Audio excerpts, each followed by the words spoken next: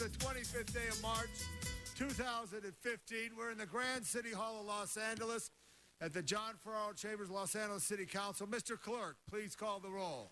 Blumenfield, Bonner, Buscano, Cedillo, Englander, Fuentes, Suizar, Carrasco, Correa, Labonte, Martinez, Farrell, Parks, Price, Wesson. 10 members present and a quorum, Mr. President.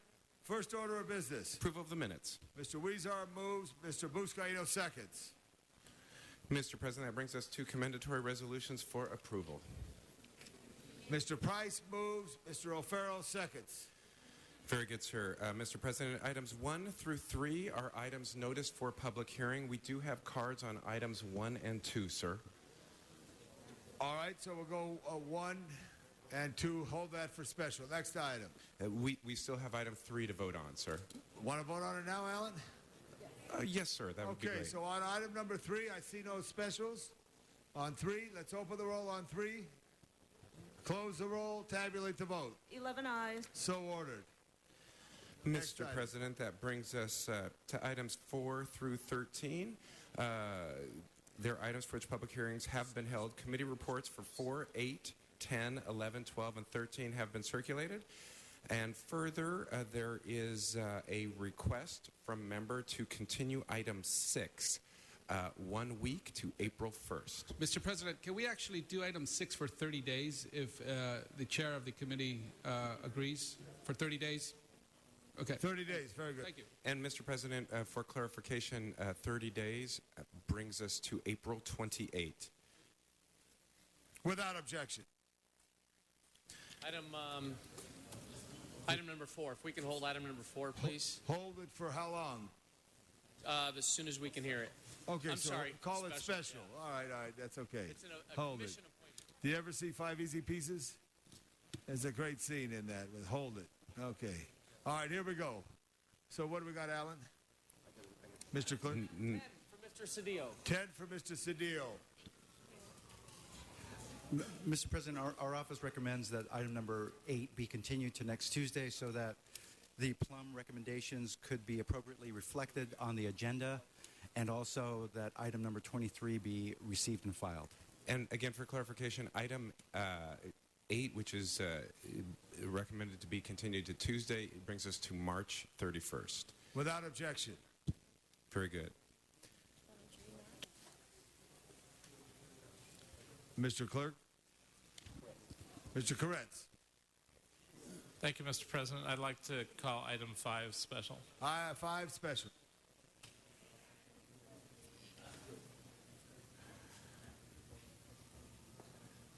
Mr. Clerk, anything else?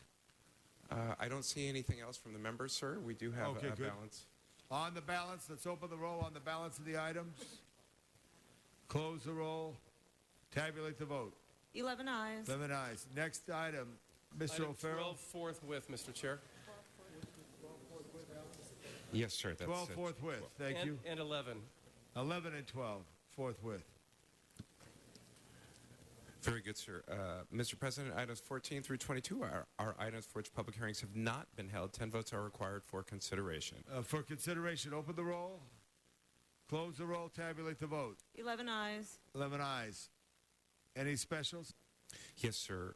Mr. President, we do have cards on 16, 19, 20, 21, and 22. Okay, so we'll hold those for special. Members, any specials from members? Don't see any. So on the balance, Mr. Clerk, open the roll, close the roll, tabulate the vote.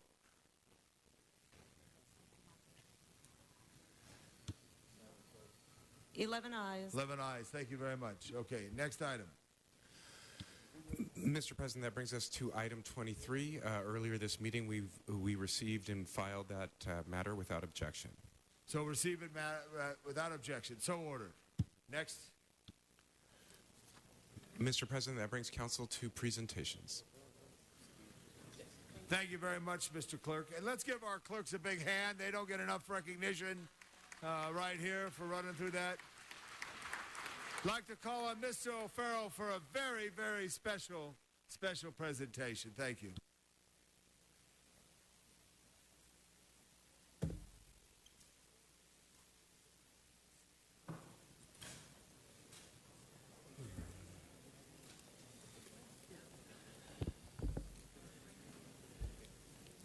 Thank you, Mr. President. Colleagues, this year as chairman of the Arts, Parks, Health, Aging, and Los Angeles River Committee, and that is just one committee, I am pleased to kick off the Department of Cultural Affairs 2015 Big Read program in Los Angeles and to encourage the enjoyment of poetry and literature in our great city, not only in April during Literacy Month, but throughout the year. The Big Read is an initiative of the National Endowment for the Arts, designed to restore reading to the center of American culture. The Department of Cultural Affairs marks its 7th year of producing the Big Read program in Los Angeles, with Pulitzer-nominated writer Luis Alberto Urrea's novel, Into the Beautiful North. A funny, deeply humane novel about a 19-year-old girl from Mexico who sneaks across the border into California looking for champions to defend her beloved hometown from drug runners and surf tourism. Today, we also celebrate the written word with Los Angeles Poet Laureate Luis Rodriguez, who is also a community leader and a fierce advocate for social justice and education. I would like Luis to please join me to read one of his poetry selections as our city's Poet Laureate, and I think Luis deserves a huge round of applause.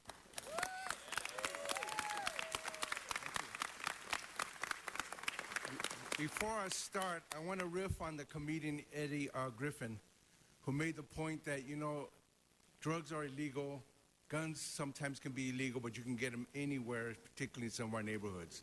But a book of poetry, they're not illegal yet, they're hard to find in these neighborhoods. So I would like to say that this month, let's push poetry. Let's make poetry happen everywhere for everyone, any day, as much as we can. So I'm going to read you a poem called Words, about the power of words and their importance in our lives and in the lives of our community, and to make sure that poetry becomes front and center of what we do in our great city. The thing is, I wanted to be a writer even before I knew what writing was about. I wanted to carve out the words that swam in the bloodstream, to press a stunted pencil onto paper so lines break free like birds in flight, to fashion words with hair, lengths and lengths of it washed with dawn's rusting drizzle. I yearned for motorline words, speaking in their own boasting tongues, and not the diminished, frightened stammering of my childhood, but to shape scorching syllables with midnight dust. Words that stood up in bed, danced merengues and cumbias that incinerated the belly like a shimmering habanera.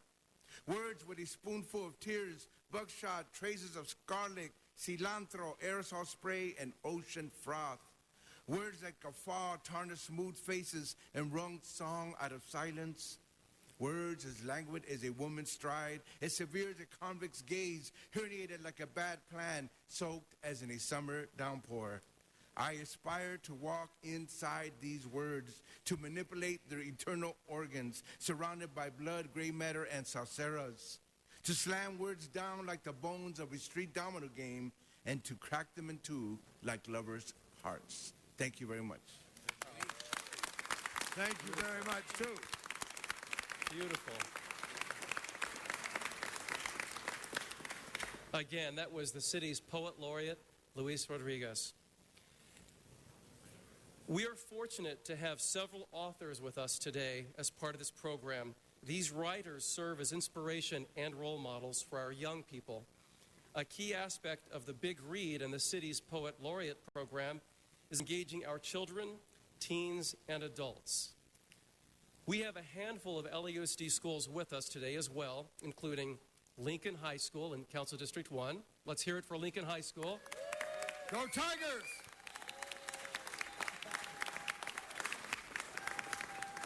We also have Verdugo Hills High School in Council District 2. Verdugo Hills High School.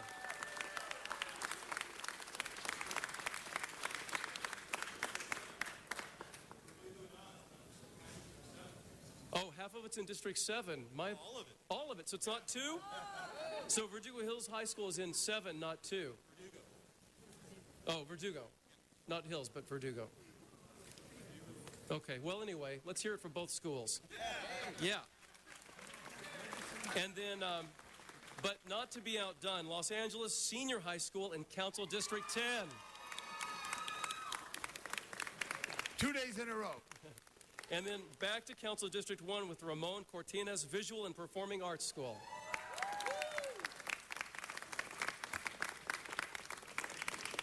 Welcome, students. This year we have the following events. Big Read partners such as the Los Angeles Public Library and numerous community and cultural organizations encourage reading through a variety of related free activities through the city, such as the film screenings at the Los Angeles Harbor International Film Festival in San Pedro, discussion panels on issues of immigration at the Central Library, celebrations of Mexican art and culture at the Museum of the San Fernando Valley, and art courses at the Department of Cultural Affairs, Neighborhood Arts, and Cultural Centers.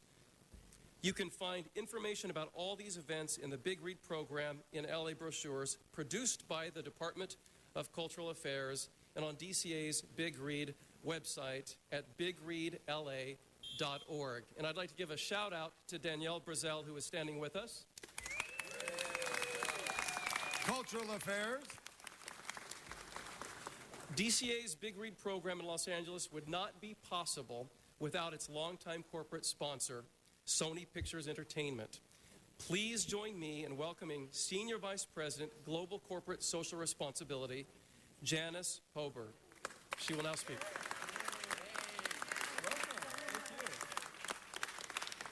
This is very exciting for us for a number of reasons. First of all, we're incredibly proud to be acknowledged in this way, but I must say all of our thanks actually go to you. It was the City Council and the Department of Cultural Affairs who in 1995 asked us to get involved in an Arts Partners program.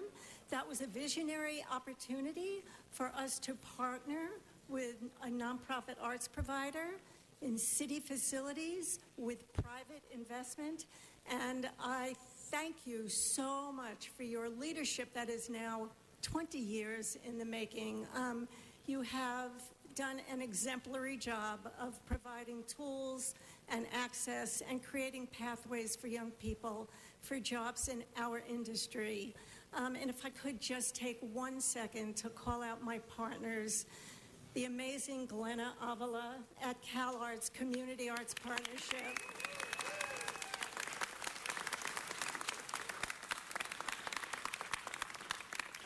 And Leslie Thomas with the City of Los Angeles Department of Cultural Affairs. It has been 20 years that we have been working together to provide these pathways, so I thank you so much for your investment and your vision and for honoring us today. Thank you. Thank you.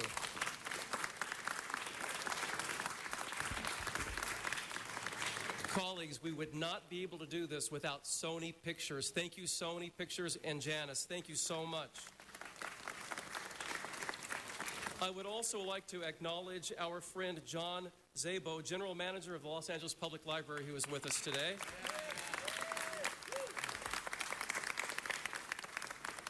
To close, I'd like to ask Luis Alberto Urrea, author of this year's LA selection for the Big Read, Into the Beautiful North, which I am deep into right now, to join me in presenting this resolution. But before I do that, I want to read a little passage from the book. Nobody wanted to go home after their day at the beach, so they gathered at Tia Irma's house on the corner of 22 de Diciembre and Madero Streets to watch her color television. La Osa set the TV in the window, facing the street, and the guests all hauled their chairs out onto the cobbles so they could feel the breeze.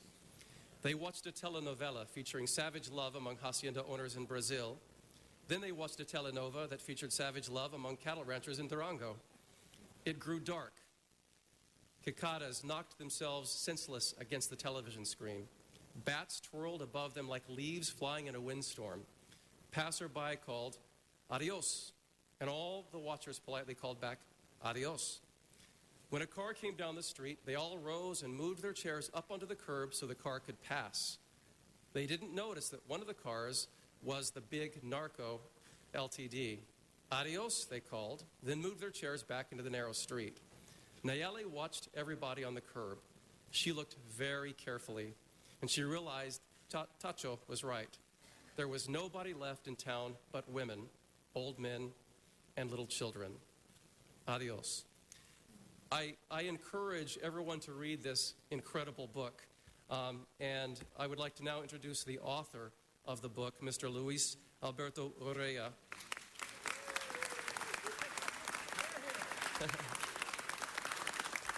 To step forward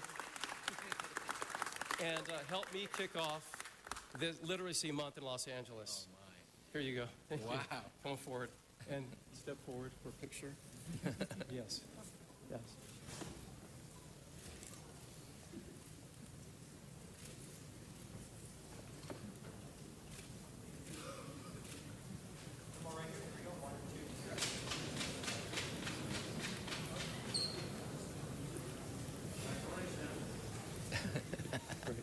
Great. Thank you. Thank you so much. Would you like to say a few words? Thank you for this incredible honor, and it's such a thrill. Luis and I were over here just commenting. In our younger days, we would have been chased out of this building, and now we're getting these beautiful awards. So I thank you so much. They had asked me to perhaps do a little reading for you, but I thought maybe I would just say 2 minutes worth of words about this story. The novel came from reporting that I had been reading about the towns in Mexico being bereft of men because men of a certain age had come north. And women were starting to take control of some of these towns. First mayor, first police chief, first school director, even first projectionist in the movie theater. So Tres Camarones is actually a projection of my father's hometown, Rosario, Sinaloa. And most of the people in the book are real folks that I knew that I wanted to honor in a novel. For example, Tia Irma, who becomes the mayor of the town, is my own Aunt Irma, who was Mexico's female bowling champion. And I just like to put this on the record. My aunt died at 96 while bowling, so I think that's a good thing. But the idea in the book was that, there are not that many novels that offer a hero's journey for young women, so I tried to do that. But I also thought if I could write a popular novel in which American readers who don't necessarily root for undocumented people would find themselves accidentally rooting for an undocumented girl, for a young gay man, and for a full-on cholo gangbanger, it would be kind of subversive. And it's turned out to have been a beautiful thing. So I thank you so much, and I'm so thrilled to be here. And Lincoln High, you were awesome yesterday. Thank you.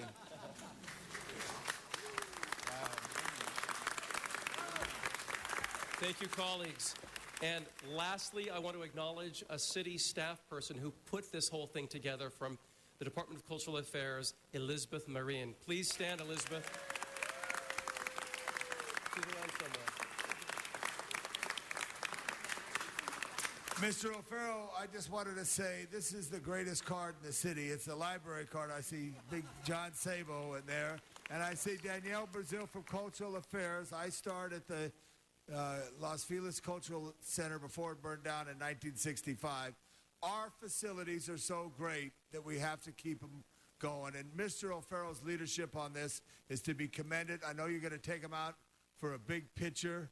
I don't want to interrupt Mr. Cedilla and Mr. Rodriguez, who are taking a picture, but I wanted to take up your concept of poetry. So I want him to get that shot real quick. Mr. Rodriguez, you mentioned poetry. I did not do this. I learned this. From Maine, I spring the Broadway, up the hill to Olive. Wouldn't it be grand if I could hope to pick a flower on Figueroa? We all should say that today. That's our beautiful street names in downtown L.A. Mr. O'Farrell, thank you. You're going to the First Street Steps for that classic group shot. Congratulations. Big hand from the Big Read. Thank you, Cultural Affairs.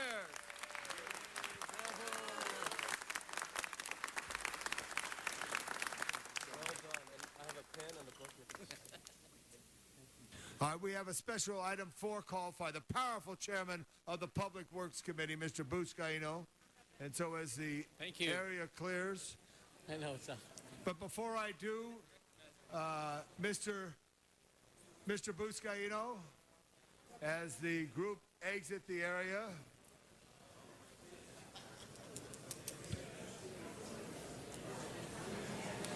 Amy Lynn Wakeland. I would like to take the privilege to introduce the First Lady of Los Angeles. Please rise, Amy Wakeland. Give her a big hand. Thank you, Miss Wakeland, for your service and working with our great mayor, Mr. Garcetti. Now, Mr. Buscaino. Thank you. Mr. Clerk, call it into the record. It's item 4 relative to the reappointment of Ms. Heather Repenning to the Board of Public Works. Thank you. Thank you, Mr. President. Thanks, Alan. This morning on the Public Works Committee, Mr. Price and I considered and approved Mayor Garcetti's appointment of Ms. Heather Repenning to the Board of Public Works. She shared with us her dedication, her passion, her willingness to serve on this Public Works Commission, and we heard loud and clear of her abilities to do just that, her love for the community, her experience working for then council member Eric Garcetti as a district director, and knowing the importance of being responsive to community needs. But even more so, she's going to have an opportunity upon approval today of really stepping up to a higher level of providing those services that we deal with on the council and all of our respective council districts as it relates to trees, to streets, to sidewalks, to street lighting. I'd like to welcome and bring forward Heather Repenning to the table. Heather, if you can join us, and thanks to our First Lady, Amy Lynn Wakeland, for joining us today. So we're so proud of this appointment. Tell us a little about yourself and your experience and why you're willing to serve on the Board of Public Works. Sure. Good morning. Thank you for having me. I've been with the city for over 10 years.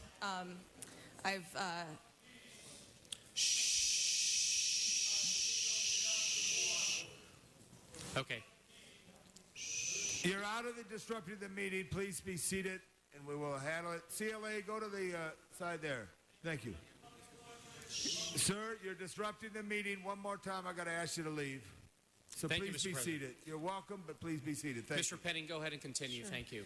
I've been with now Mayor Garcetti for that time in various roles. I think what I wanted to make sure that you all knew today is that I actually started out in the district. I started out as a field deputy in Echo Park and Elysian Valley, working with the communities along the LA River. And I later served as the district director for community development, working alongside Councilmember Mitch O'Farrell, really managing our district staff on a lot of their proactive projects, on parks, on joint use projects with schools, on median planting, streetscape, all the things that really make a difference in our neighborhoods. And you know, I've been serving in the mayor's office with external affairs, so still doing a lot of the work, not just with government agencies, but with residents and constituents as well. So I really haven't lost the focus on the people of LA. Yes. I'm really looking forward to getting back out there, engaging directly with our city services, and making sure that the people of LA get what they want from their government. Heather, I love the fact that you've been in storefronts and you've been in living rooms to talk to the residents of the city, specifically in Council District 13 as your role as district director. Again, you get the importance of being responsive. Tell us about our aging infrastructure and how you plan on attacking the issue at the fact that our third of our streets are in failed condition, 40% of our sidewalks are crumbling, and what role do you plan on taking moving forward? And then this body is taking the street smart initiatives of looking at efficiencies and being more effective at how we deal with fixing our streets in the city of LA. Well, our aging infrastructure is a huge issue that we need to address. I think that we're in a good place with some really smart, dedicated people like yourself, like the mayor, like Commissioner James, Councilmember Englander, all really focused on just trying to be as smart as possible about the problem, looking at new resources, any new resources we can bring to the table, and how to use those resources in the most efficient way possible.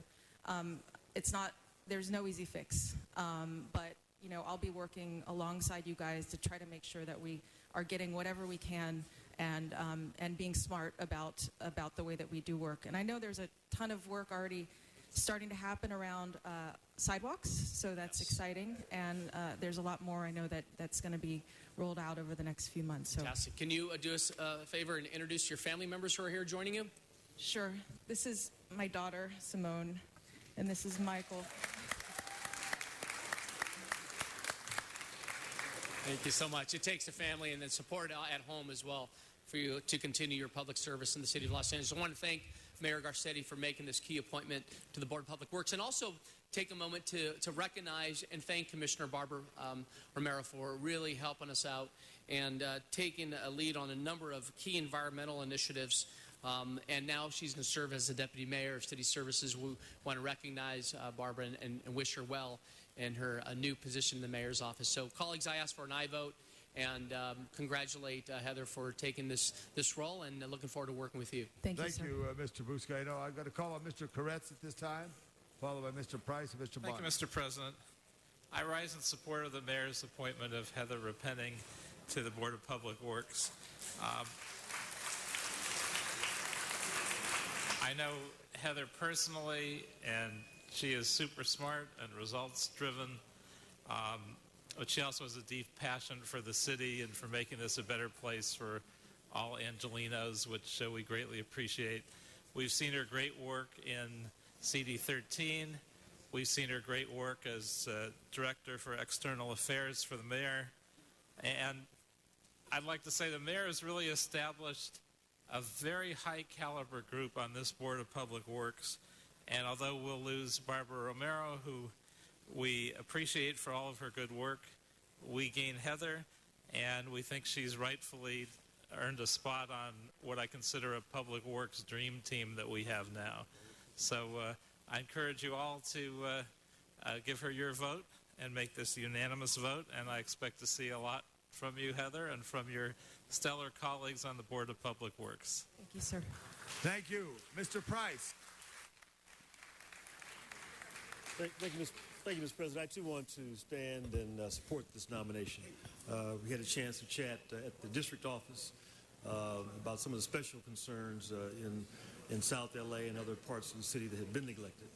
And I was certainly impressed with her background, training, experience, and commitment to the grassroots issues that impact sort of the community that I represent. But I'm going to ask you again a question I asked earlier this morning. What do you think we need to be doing better to encourage more coordination, cooperation between city departments and agencies as it relates to addressing these quality of life issues that Public Works Commission handles?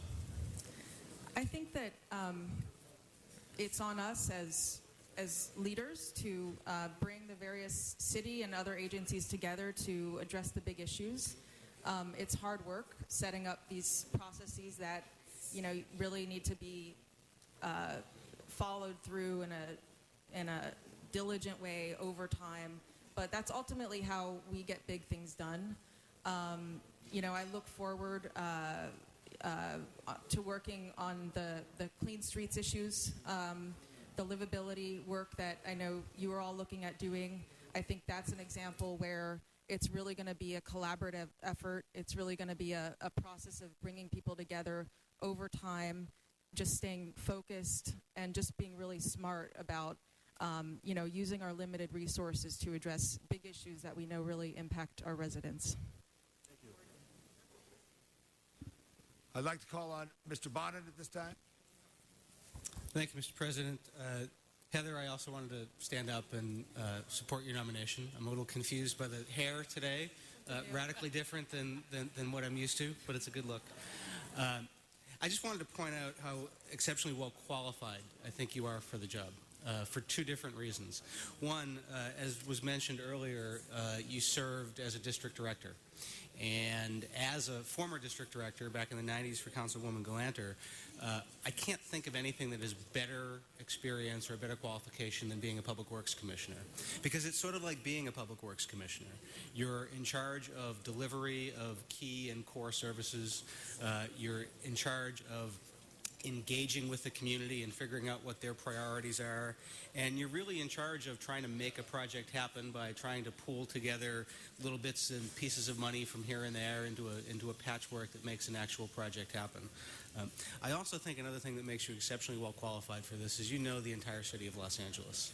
Over the past 3 years, in your various capacities with Mayor Garcetti, candidate Garcetti, and Council President Garcetti, you have seen every neighborhood in the city, and I think you have a keen appreciation of what the problems are and where the real disparities are. So I think you bring a great wealth of experience to the board, and I look forward to serving with you. Thanks. Thank you. Yes, I've been all over.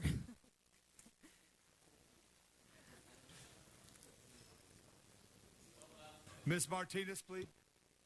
Ms. Martinez.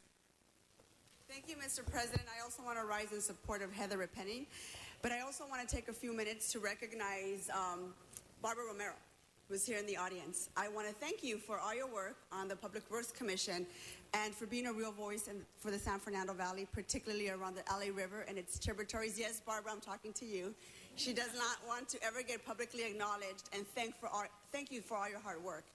And I look forward to working with you in your new capacity. And welcome, Heather. I've worked with you for the last 18 months, and it's been a true pleasure. Thank you. Thank you very much. No other speakers on the queue. Open the roll on that. Close the roll.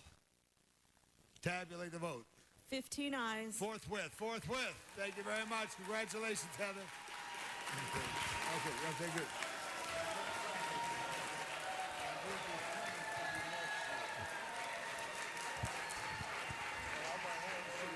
Yeah. Hey, before Heather, if I could ask you, Heather, before I want you to meet very special member of the Public Works Department, Bureau of Sanitation, Kevin Sherman is a Harbor Yard right there. This is his son, Richard Sherman. And just to let you know, we want to keep jobs in California. We got to get a team back here if we ever leave Seattle. So this is one of the great athletes of our National Football League, but this is one of the great city employees. And I just wanted, on behalf of the council, welcome Sherman. 24. Number 25 in the program, number 1 in our hearts. All right, next item, Mr. Clerk. Hey, Mr. Wesley, get here in the middle so you could take a picture. Come on in here. What are you going to just do? Mr. President, that brings us to the council member of the 2nd District for a presentation. Yes, we will. We're going to clear a little bit of this table as it is right now.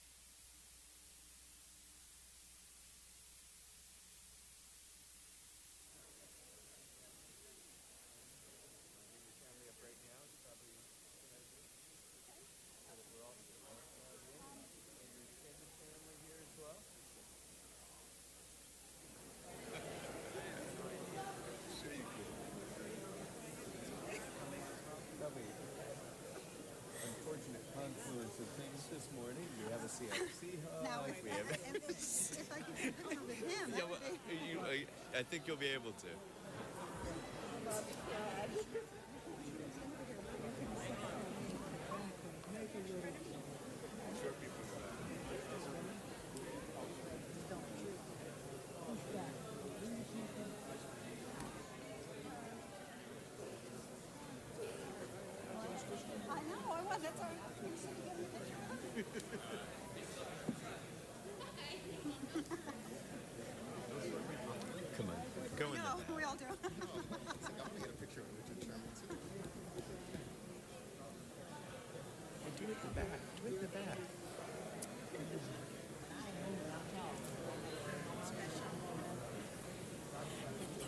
Sergeants, if we get when the back door is clear there, Take the pictures. move them on through.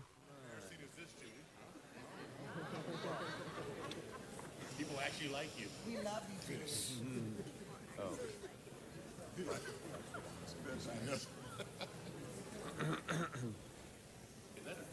For a very, very special presentation, I call on the councilman of the 2nd District, Mr. Paul Kokorian. Thank you very much, Mr. President. And members, it is an incredible honor for me to be able to stand here and recognize the long career of a woman who has shaped the Los Angeles that we know.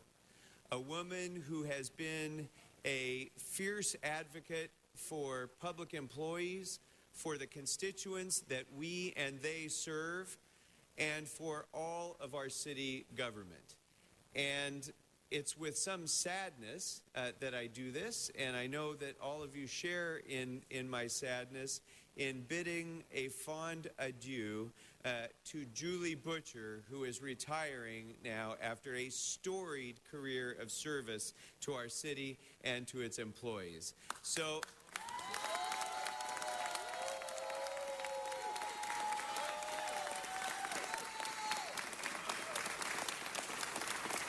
just for a moment before I begin, I want to ask anyone in this chamber who has been influenced by Julie Butcher, who has benefited from the work of Julie Butcher, to please stand up and recognize the work that she's done throughout her lifetime. And Julie, turn around and have a look.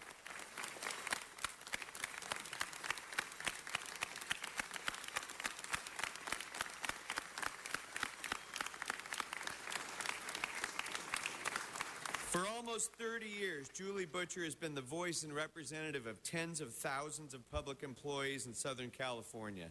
She's perhaps best known to all of us for her incomparable representation of our incredible civilian employees of the city of Los Angeles, and she has been an unbelievable advocate for them and an unbelievable partner for all of us in that advocacy.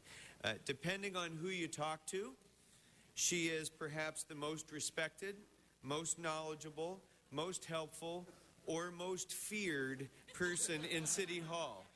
And very often, she's all of those things at the same time. I think it's fair to say that without Julie's help, without Julie's advocacy, many of us in public office and many of the people who are here with us in the chambers might not have their jobs. And so it's a great pleasure to be able to recognize her as she concludes her final job and goes into retirement. Before her storied career as a labor leader, Julie grew up in the East Coast in Newark, New Jersey. She graduated from Bloomfield High School and then from Rutgers University with a degree in English. She later moved out west and became a community and political organizer in both Northern and Southern California. And soon, the Service Employees International Union recognized her talent and made one of their best hires ever, picking Julie up in 1985 as a part of a new team of young progressive organizers who literally would change the face of organized labor in Southern California. Just a few years later, Julie became the general manager of what was then known as SEIU Local 347, the union that represented many of the city's civilian workforce. As the leader of Local 347, she earned wide-ranging respect as an aggressive representative of city workers in the workplace, both at the bargaining table and in the political arena. When 347 became part of SEIU 721 in 2006, Julie immediately became a central leader of that larger organization where she continued to work as an organizer, advocate, strategist, and negotiator for city and county public employees. But Julie's work with the city of Los Angeles wasn't just as a passionate labor leader and advocate. She's also been an incredible partner. She really pioneered collaborative joint labor management initiatives aimed at recognizing and empowering workers as true partners with this city. She did work that freed up tens of millions of dollars in city revenues and dramatically increased the efficiency and productivity of public workers. She served the city as a commissioner on the Quality and Productivity Commission for more than a decade and played a critical role in keeping Los Angeles together during the threat of Valley secession. She ensured protections for workers and helped so many other Angelenos in the redrafting of the city charter. She helped form the Coalition of Los Angeles City Unions and united many of the city's various labor representatives. After 29 years with SEIU, she continued to represent Los Angeles city workers as a business representative for Teamsters Local 911, focusing on the essential work performed by crossing guards. She's here today with her husband, Don, her son, Steve, who, by the way, is a field representative for our great Assembly member, Adrien Nazarian, with Steve's wife, Lydia, and their brand new son and Julie's grandson, Ben. One of the principal reasons for her retirement, I think. So, if I can ask you to all join me in recognizing again this great servant of the people of Los Angeles, this great shaper of the Los Angeles we know, Julie Butcher.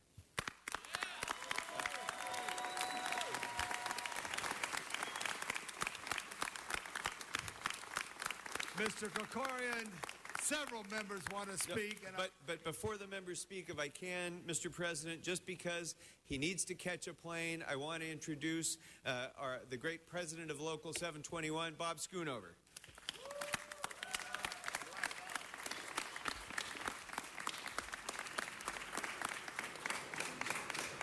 Thank you. You know, Paul did an excellent job highlighting all the great accomplishments Julie has done in her career. If we had another half hour, we probably couldn't say them all. So I'm not going to highlight the things that Paul highlighted. I'm going to use it as an example. When Julie first got hired, one of her first assignment, she was a representative for the traffic officers in DOT. And we had many challenges at the time, and she set her mind to succeeding in this position and organizing these traffic officers and making them a vital, effective part of this union. She set up meetings with them that were legendary at night. I think she had every traffic officer in the city at these meetings. She did such a good job organizing them. I don't remember the exact percentages, but almost every single traffic officer in the city of Los Angeles at one time was a steward. She trained them too, by the way. I've learned more from Julie Butcher than anybody else in the labor movement.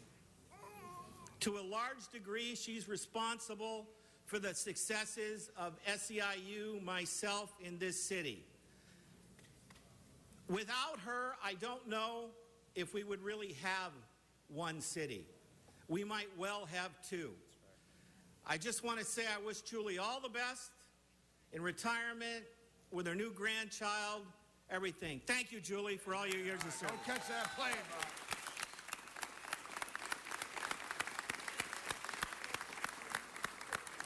Thank you very much, Bob. And if I may, Mr. President, we're also joined by the great city controller of the city of Los Angeles, Mr. Ron Galperin.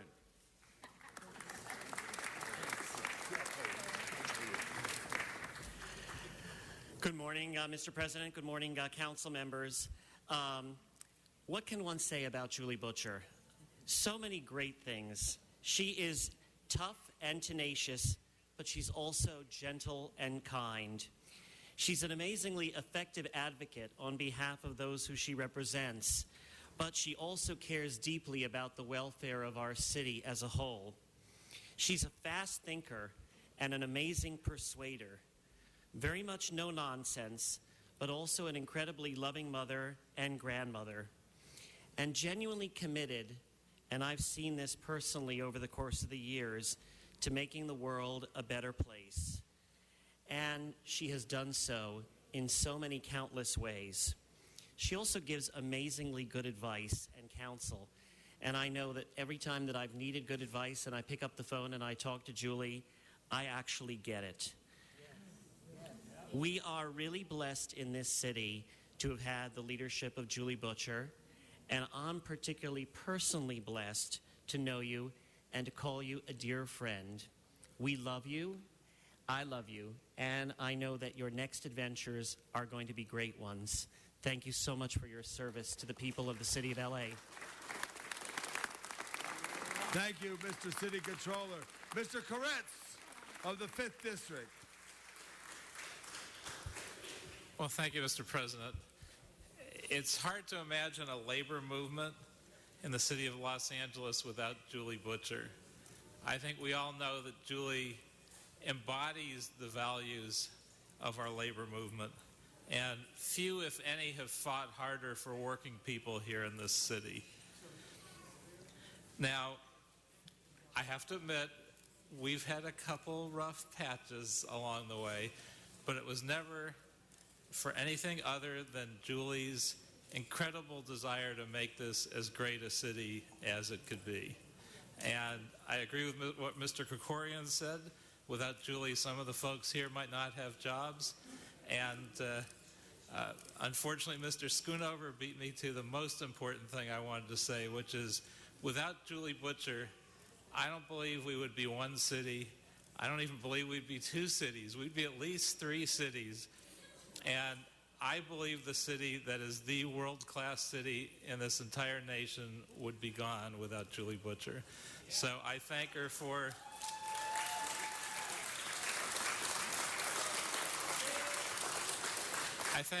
her extraordinary role in keeping this city together. I congratulate her on having an adorable grandchild, and I wish her much joy in celebrating that and her retirement. So thank you for all that you've accomplished on the way. Mr. Bonnet. Thank you, Mr. President. Mr. Krikorian, thank you for bringing Julie here for this honor today. I think so much has been said about what Julie has done for the city of Los Angeles. There's no point in repeating it, but Julie, I want to say a few words about you as a person. I remember when I first, hello, there you are. When I first came to work here at the city in the mid-90s. When I first got here, my first week, I was struck by how formal everything felt. Now, given for me, formal is a pretty low bar, but everybody was wearing a suit, and everybody seemed so formal, and there were lobbyists and all that. And I remember being introduced to you over by the columns over here, and my first reaction was, oh my God, a human being. Because you just exude a warmth and a candor and a refreshingness that is just so powerful. We have probably met over 100 times on various issues over the years, and there's not a time when I didn't have a warm feeling for being in your presence. You are just an incredibly friendly and warm human being, and I think that opened doors for you and for the causes that you so well championed. I also got to say, of all the great things people have said about you, I have a feeling that the thing that you're proudest about is being a grandmother. I checked Facebook earlier today, and the 3 top trending topics were the plane crash in Europe, Ted Cruz going on Obamacare, and pictures of Julie and her grandchild. Mr. Felipe Fuentes. Thank you, Mr. President. And Julie Butcher, thank you very much. It's hard to imagine a city hall where you're not roaming the hallways. It really is. You know, we had the pleasure, I had the pleasure of meeting you about 14 years ago in 2001 when I came in from our district offices in the 7th Council District. And I'll never forget the meeting because every subsequent conversation was very much the same. You're all business, lady. You sort of tell us exactly what's happening, what needs to be done, and you say it, as Mr. Bonin alluded to, in a very, very genuine kind of way. You let us know right smack dab at the moment what needs to be done and how it is that we should remedy it. And that's, I think, largely true about all of the organized labor leaders in the city of Los Angeles, which makes this, I think, such a fantastic city and partnership that we have. But I'm going to go a little bit further on sort of how you handle this. And I can say it now because you're leaving and I'm not going to get in too much trouble.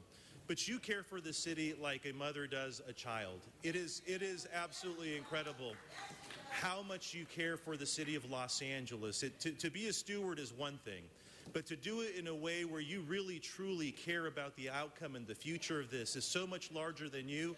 I will never forget those lessons. And in many ways, you know, I learn an awful lot by watching and in your case, admiring your actions. I will never forget your stewardship and the love that you have for this city as we kept it together in 2002 with then Mayor Hahn, SCIU, and AFSCME, and all the partners that we had in that fight. You did it not because it was the politically right thing for the union. Maybe having several business units would have been good. You did it because it was the right thing for the city of Los Angeles. And I will never, ever forget those moments, your counsel and your mentorship. And I absolutely adore and appreciate what you've done for the city. And congratulations on your next couple of years. Although I get the feeling that you'll still come to City Hall and let us know what it is that we've got to be doing right. Thank you, Julie Butcher. Thank you, Mr. Gil Cedillo.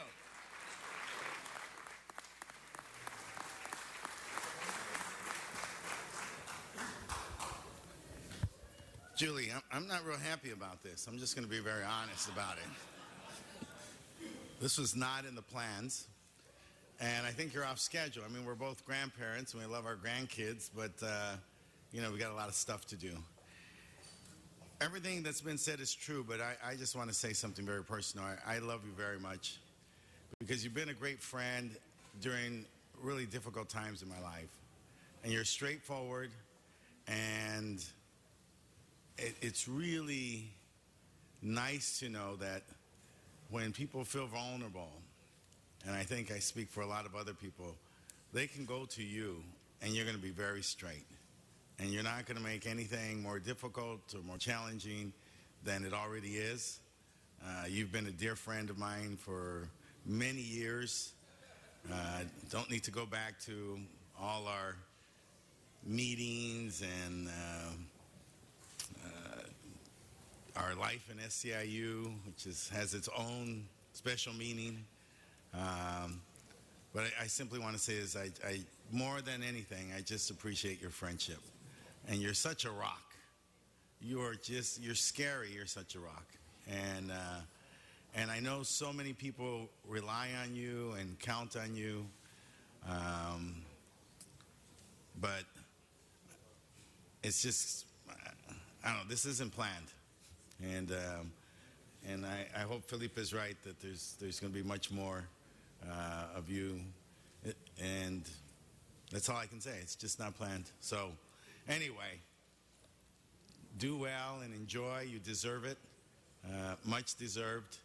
It's not an easy life being a union leader. No good deed goes unpunished. And everybody's problem, every issue that every member has and their family is part of a cross you have to bear. And so I just want to say I love you very much and thank you for all that you've done for so many people who don't know today that they've got a better life and a better city because of you. Thank you, Julie. Thank you, Mr. Cedillo. Mr. Englander.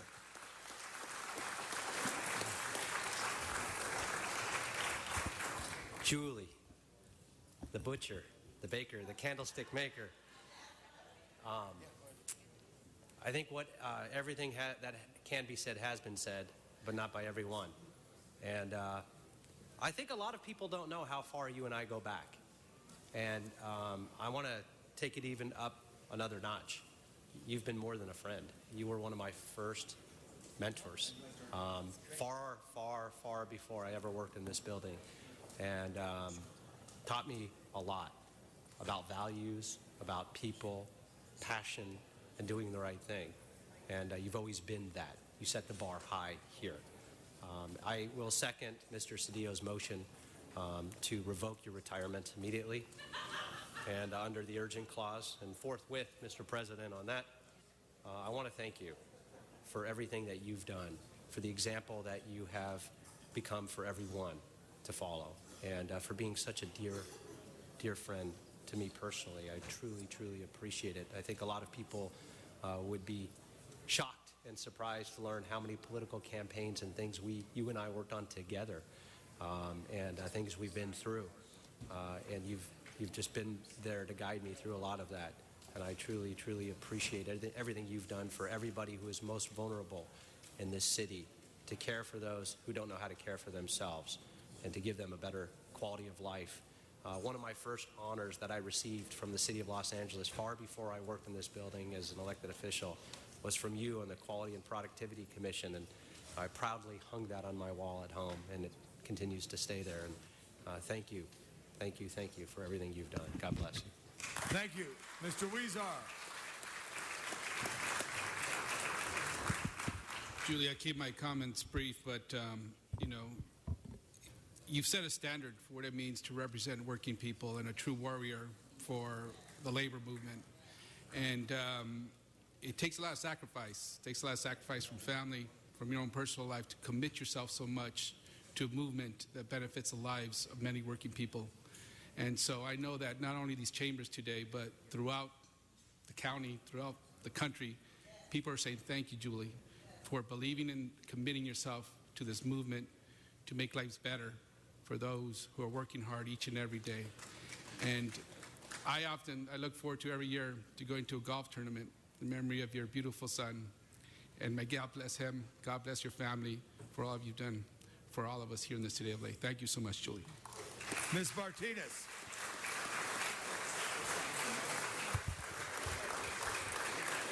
Thank you, Mr. President. Julie, I can't help but to relate to you as a mom. Having to balance such a demanding job, having seen what you went through with the death of your son, and now to see you glowing as you hold your grandbaby. I'm so happy for you. It's time to enjoy life and enjoy your precious little grandson, and thank you for everything you've done.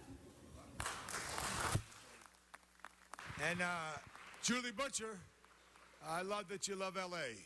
And it's very true. It was a quarterback in a huddle, and one of those quarterbacks was Julie Butcher, because it wasn't an easy fight. It was at a time that people wouldn't believe in Los Angeles, but you always believed in Los Angeles, which is key, and the people who work for Los Angeles. And I know others want to cancel your movement, but you've trained others to have the passion and the heart to do the job that you did. So you should feel comfortable that you did teach others to do what you did. So I'm proud to stand here and salute you, Julie Butcher, for all the things. And the beautiful thing that Miss Martinez said, because every time I'm down Sunset Boulevard, I think of your son. Every time I pass that location. But to see you with your granddaughter and the beauty in your smile and the love around you right now, it's very special. I know, I meant to say it. I need my glasses, see? I need my glasses. Thank you, Julie Butcher. Sorry. Thank you.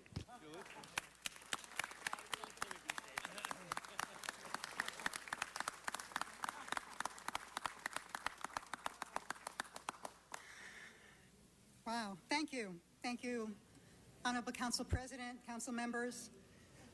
Grateful for the love of my family and my friends. Humbled by this honor. I know that I stand here solely because of the workers, LA City workers. Yes. Please, love them as I do, because they love this city as I do. Trust them to do the work, respect them, and please treat them right. Thank you. That's all I got. Thank you very much.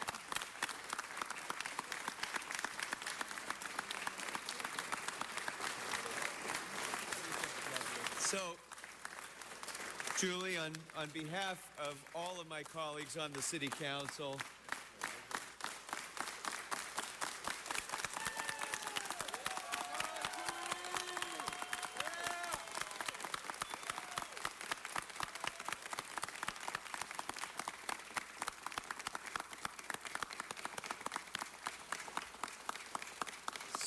Julie, on behalf of all of my colleagues on the City Council, on behalf of every city employee of the City of Los Angeles and on behalf of every resident of the City of Los Angeles that all of us serve together.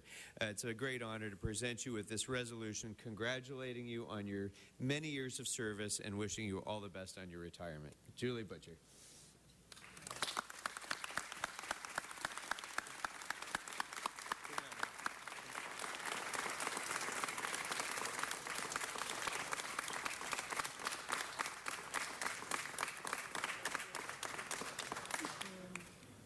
Now, I think we're going to want a picture with all the members. Thank you very much, Mr. Krikorian. And, Mr. President, I think Ms. Butcher should get a picture with all the members, but did you want to take some cards now? Yes. No. I want to get a picture with all the members real quick right now. Let's do that real quick. Right down here with Julie. Julie? We'll recess for 2 minutes.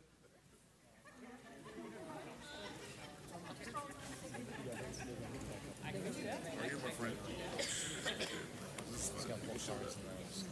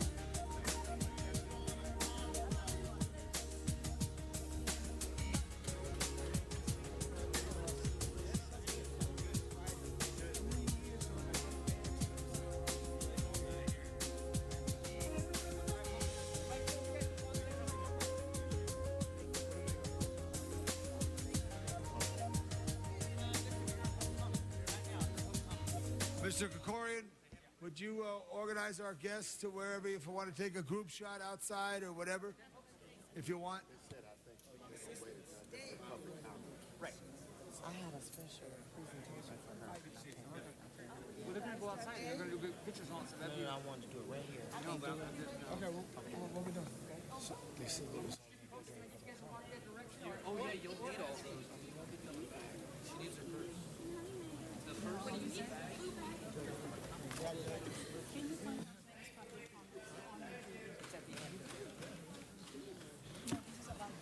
As everybody could be seated, there's some Mr. Krikorian. We want to call on 4 folks real quick here. Jacob Miller. Jacob Miller, here we go. Everybody take your seat. Call on Jacob Miller. Sergeants, you can clear the area. Right here.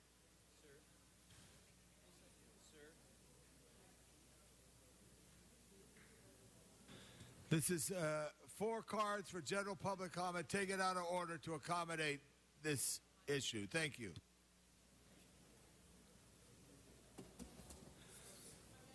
Hello, my name is Jacob Miller. I've worked for Department of Animal Services starting in 2001. Today, we have all come together to honor Julie Butcher. Julie has dedicated her life to help, honor, protect, and serve those that keep this city running. She has developed ideas that have kept thousands from losing their jobs and kept city services running without interruption during this past financial crisis. I can safely say my Department of Animal Services is still around because of her. I know that countless coworkers across all departments owe their continued employment to this woman. I remember during the lowest and most personally challenging time in her life, the council offered condolences and asked her for comments. I remember crying when I heard her say, do right by the city employees, give them a contract that is fair and honors them for their contribution they provide for the constituents of the city. It amazes me that on a day we all join together recognizing her consistent contributions, city workers are here again asking for a fair contract that honors their hard work. We are not here simply to honor Julie. We are here to remind the city of her legacy, a legacy of fairness and goodwill. We deserve a fair contract. You got it. Julie, from the bottom of our hearts, from the workers of Los Angeles, we love and thank you so much. All right. Thank you. William Smart. William Smart. 1 minute public comment. Thank you, William. Every morning, Julie, like so many other workers, arise, like my father did in Connecticut. They rise to give a good job at what they did. They wake up early in the morning when many of us are asleep. Some of them go to bed or come home from working when many of us are asleep. They put in long, hard hours to ensure that this city has the valuable services, and me as a citizen, I can enjoy valuable services because of people like Julie. And so today, when the same workforce is battling in so many instances to ensure that they have the quality of life and that their children will be able to go to college and they will have the medical benefits and they can have the security that is needed for all the hard work that they do. They, in the image of a Julie Butcher, are standing on the need, needing your help. And all right, we thank you. Thank you so much. Thank you. Natty, is Natty here? Natty, I want to pronounce your last name correctly. Please come to the microphone. Thank you. Councilman LaBonge, it's Nadie Mackling. Nadie, I owe you big time. Thank you. Honorable members of the council, good morning. My name is Nadie Mackling. I'm an environmental engineering associate with the LA Sanitation for the last 25 years. I am here to honor Julie Butcher. Julie, you have been a mentor, a sister, a mother, and above all, an inspiration.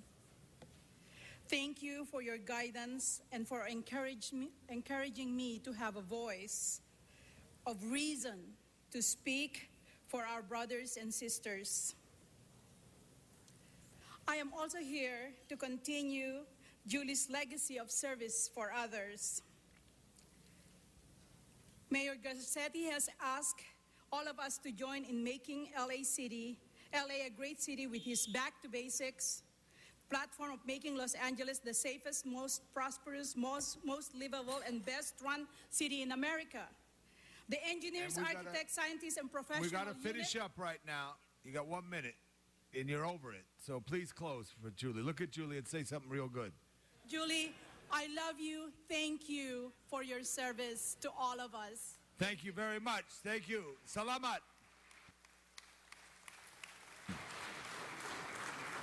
Mr. Hunt, please. Thank you.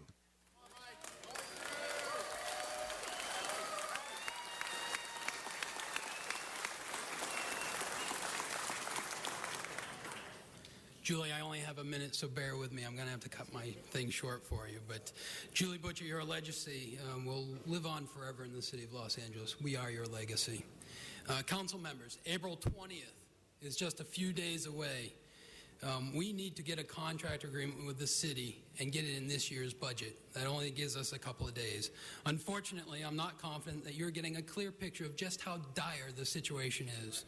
Your city is collapsing from the inside out. Employee retention is at an all-time low and is a huge issue.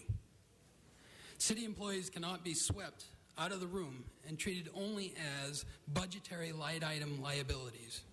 We need to be seen and treated as assets for you to deliver your services to your constituents, the citizens of Los Angeles. I'm asking each and every one of you to contact my union to set up a meeting with me and a couple of my friends behind me. We'll make it a few chair people so that you can get thank you, and I some want you to say information something from nice us. about Julie, just like Please. Natty did there. Julie, God bless you. You're a mom to me in this city. Thank you. Last card for 59 seconds, Erica Nicholson. Good morning to all of you. Thank you for giving me this time. I've been a member with SCIU 28 years, and I've worked for Julie 26 years. I'm a shop steward, and I wrote a song to sing to her. Happy retirement to you. Happy retirement to you. Happy retirement to Julie. Happy retirement to you. All right, good. With 8 seconds on the clock. Good job, Erica. Thank you, everybody, for this honor for Miss Butcher. We're going to go back to the regular agenda at this time, so if you depart, maybe go up to the Tom Bradley Tower and look at this beautiful city, Julie, and what you helped make special. Thank you. Next item, Madam Clerk. Item 5, called special for Councilmember Koretz. Mr. Koretz, this is item 5. Thank you, Mr. President and council members. For the past several years, many of our districts have been experiencing an ever-increasing impact of larger and larger homes on smaller and smaller lots. Now, I don't know if I should could hold wait this time, until hold your time, Mr. quiets down a Koretz. little bit. If we could have everybody when you depart to just hold it down, we're going to go back and conduct business. Thank you so much. Sergeants, thank you. I see Mr. Bernstein is here from the planning department as well as other members of the planning staff. Maybe they want to sit at the table right there. Planning staff, just sit at the table to give more room. Thank you so much. All right, if everybody could hold it down in the back. Thank you. Mr. Koretz, reset his time. Thank you. Now, we've had homes that are built more and more from setback to setback, out of scale with our communities, towering over their neighbors, and changing the character of their neighborhoods. And in an effort to address the worst area, most highly impacted that I knew, we did a Beverly Grove RFA last year. But the lessons we learned were that during the process, the neighborhood was heavily impacted. A relatively small neighborhood, over 60 homes were demolished just during the time we were trying to do this process. And so rather than waiting to complete as lengthy a process to protect the many other areas that have been identified in my district and 5 others, we took planning's recommendation to create an interim control ordinance. So for the last several months, my office and several of my colleagues have been working diligently to address our individual districts' problems and provide ICOs that would provide the time to properly and permanently fix these issues. In my district, we have 3 separate ICOs with relatively straightforward regulations. With a lot of pressure on these neighborhoods, combined with the intention of the developers to try and beat an ordinance or an ICO, having this item move forward is critical. It must be done. It must be done very quickly. Otherwise, we'll continue to have the open destruction and loss of the very characteristics that ironically brought the developers to each of these neighborhoods in the first place. With these temporary protections in place, we can begin addressing the permanent fixes and create a more tailored effort to these varying problems. I ask that you please support the efforts of all 6 of our council districts and vote to support this ICO. Thank you. Thank you, Mr. Koretz. Mr. Cedillo.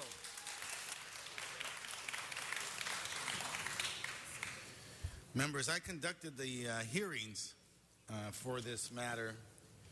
Mr. Weezer was unavailable, as was Mr. Englander. And so I heard this matter for several hours. Then I participated in the other meeting as well. And these hearings are probably perhaps the most significant in our city, because they address the issue of what do we do with the new American family. You see, many people own properties and have homes, and they grow up, and they come back, they inherit the homes from their family. They want things to be as they were when they grew up. But things aren't. They're different. The fact of the matter is, baby boomers are aging out of the workforce. The fact of the matter is, many of the boomers are now taking care of their parents, 1 or 2 of them. Some of them have their millennial children moving back to their homes. Some of the millennials bring their boyfriends, their girlfriends, their husbands, their wives, their spouses, their partners, and then their children. So some of them actually want to take their property and accommodate this new American household. And that's one of the challenges that we heard brought up significantly during these hearings. So I was happy to respect and defer to the interests of all my colleagues who have brought these orders forward. I support them. I support them because they're interim. Because we have to figure out, if we continue to carve out through zoning these various gated communities, right? Where do we build the other housing for the rest of the city? Where do we build the affordability for the rest of the city? Where do we accommodate the new American family and the rest of the city? And so I'm happy that this is an interim ordinance. I'm happy that we're going to look at a broader citywide policy about how we protect neighborhoods, but also, just as important, how we protect families. And we protect the new American family and what that means, and we protect this city and what it means for its future. We had incredible discussions earlier this week about wealth and poverty, raising the minimum wage. We're going to have discussions later today about housing. All these questions have to be discussed in the context of today's reality and how we look forward. Not just looking backward, but how we look forward, and how we do so in a way that integrates and resolves all these issues concurrently, making sure that not one problem gets resolved as another gets created. So I'm happy to support this measure, but I support it just as it is, an interim ordinance with an opportunity for us to get a sweeping solution to the many vexing problems that face the new American family. I thank you. Thank you, Mr. Cedillo. Mr. Bonin. Thank you, Mr. President. I rise, obviously, to ask that this item be approved today, given that there's 3 neighborhoods in my district that are included in it.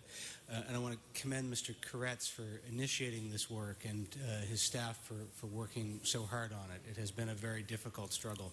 I also want to acknowledge the points that Mr. Cedillo raised, because they're important ones. And it's been a conversation that has been sparked in every neighborhood in my district that is subject to the ICO, and frankly in many other neighborhoods that are not, many of which would like to be.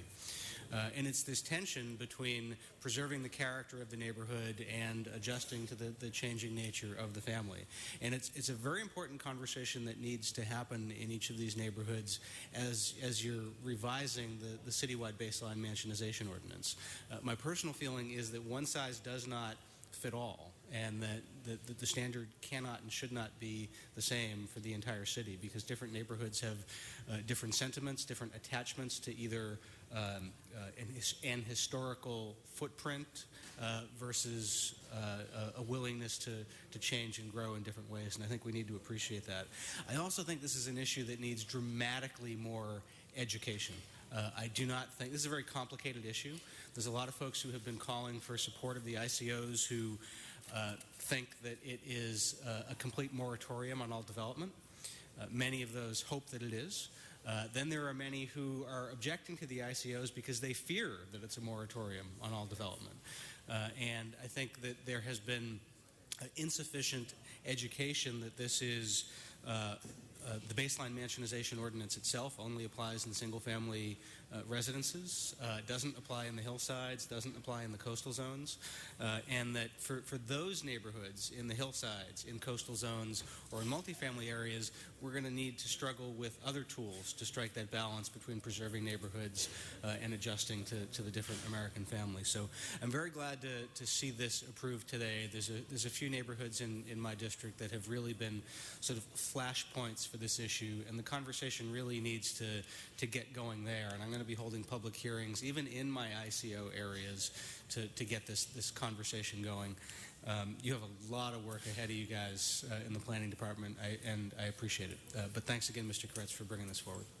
Thank you very much, and I want to ask that the community leaders who came up from a variety of neighborhoods to stand and be recognized, a diverse group of Angelenos from neighborhoods who care about.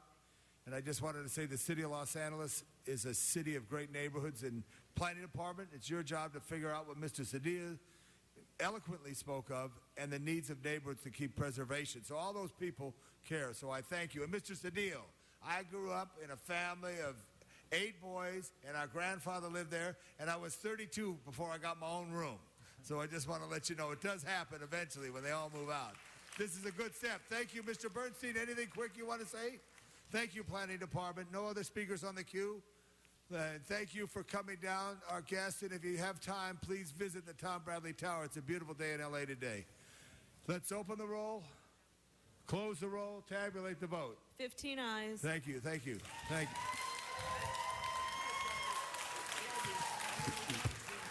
Mr. President, there's been a request to send item 13 forthwith, sir. And this one, too, right now, the one we just did forthwith to the mayor, and 13, too, if you ask for it. Thank you. Very good, sir. All right, next item. That brings us to item 10, called special for Councilmember Cedillo. Mr. Cedillo, item 10, very special.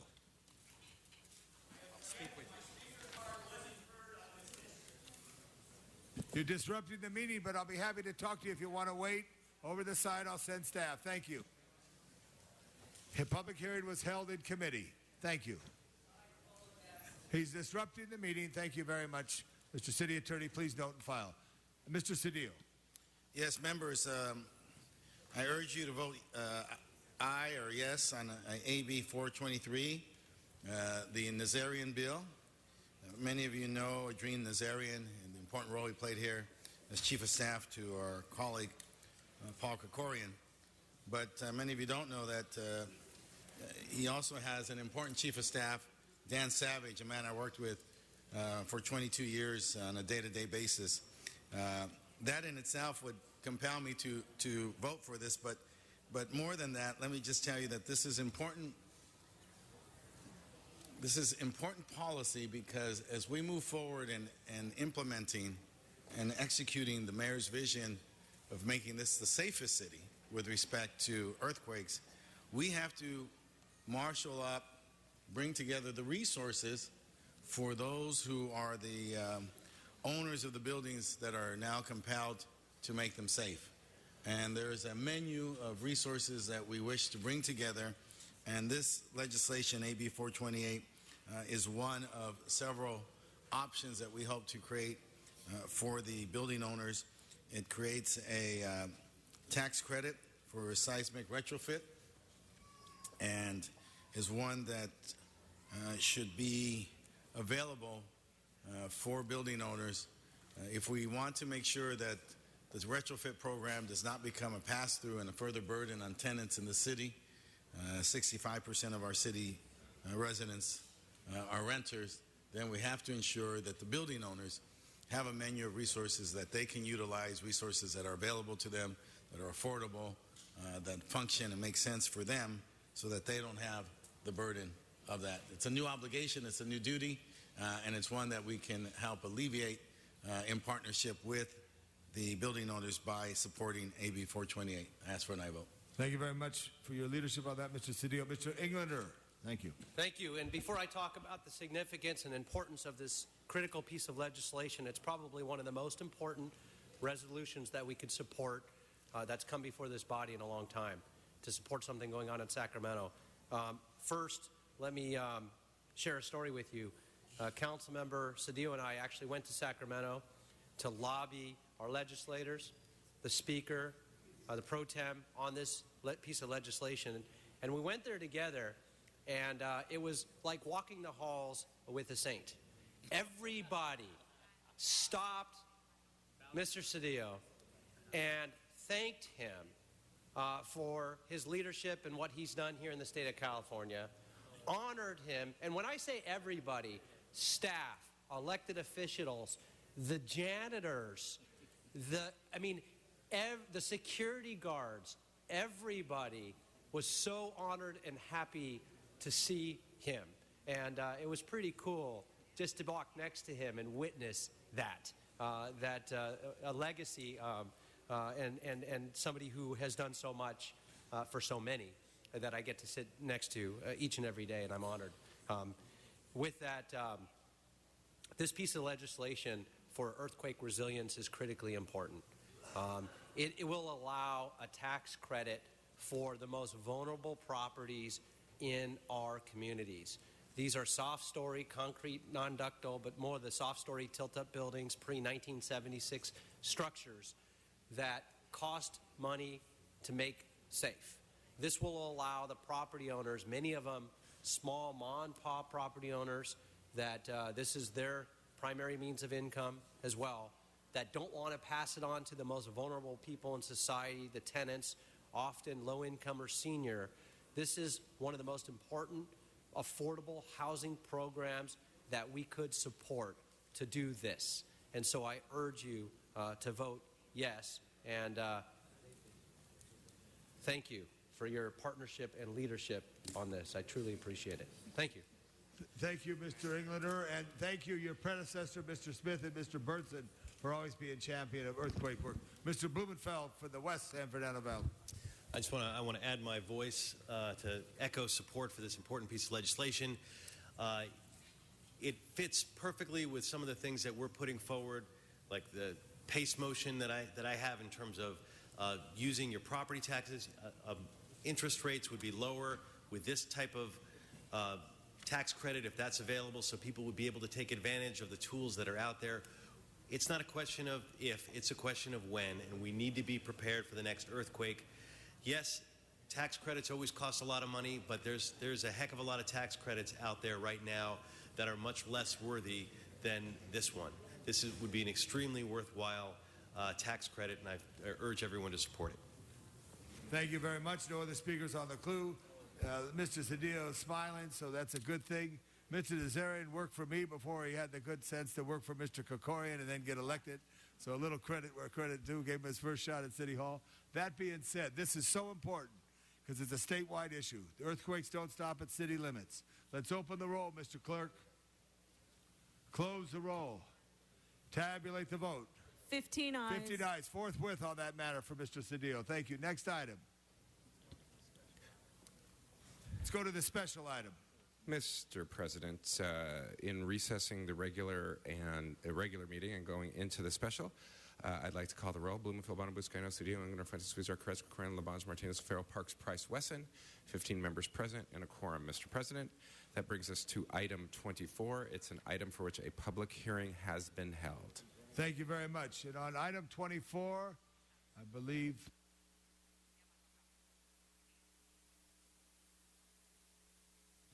All right, on item 24, it's before us now. Mr. O'Farrell, item 24, you want to say anything about it? No. No, you just want to get on that river. Okay. Let's, no speakers on the queue. I'd like to ask Dr. Armstrong just to stand up so you get the right vote. All right, here we go. Open the roll.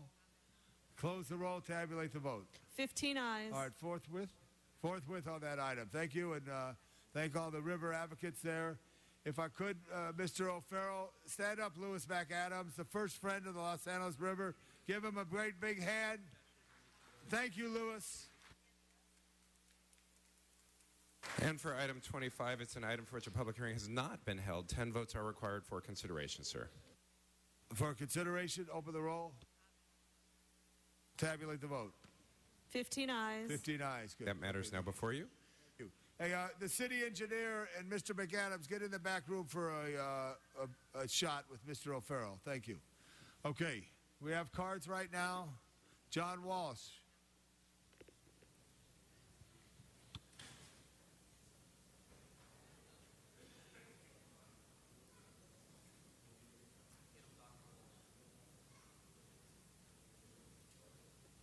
You mean 2 minutes. John Walsh, blogging at HollywoodHighlands.org, Jay Walsh Confidential, or tweeting at Hollywood Dems. This is very important.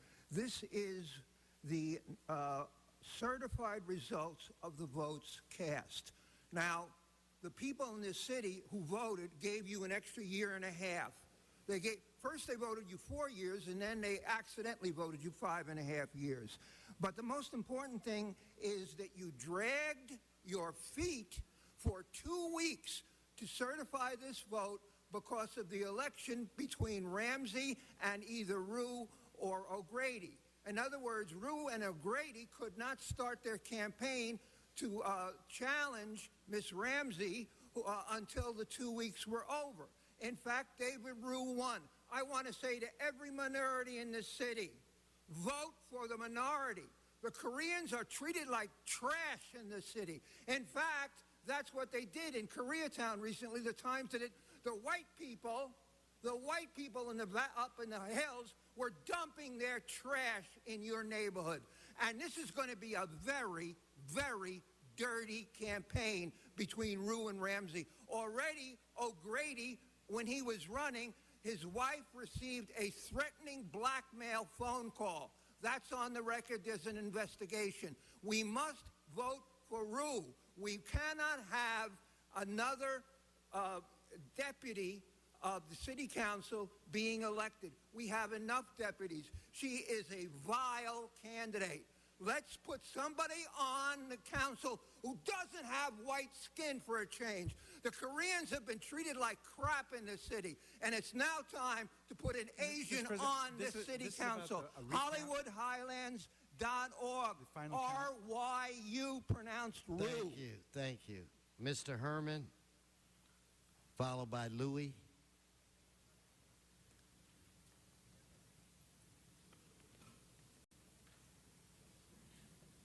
Shout out to the Outlaws of Venice, but now on topic. 5.5 years, we heard that the Koreans didn't have the opportunity to participate in the activities of this council shoe.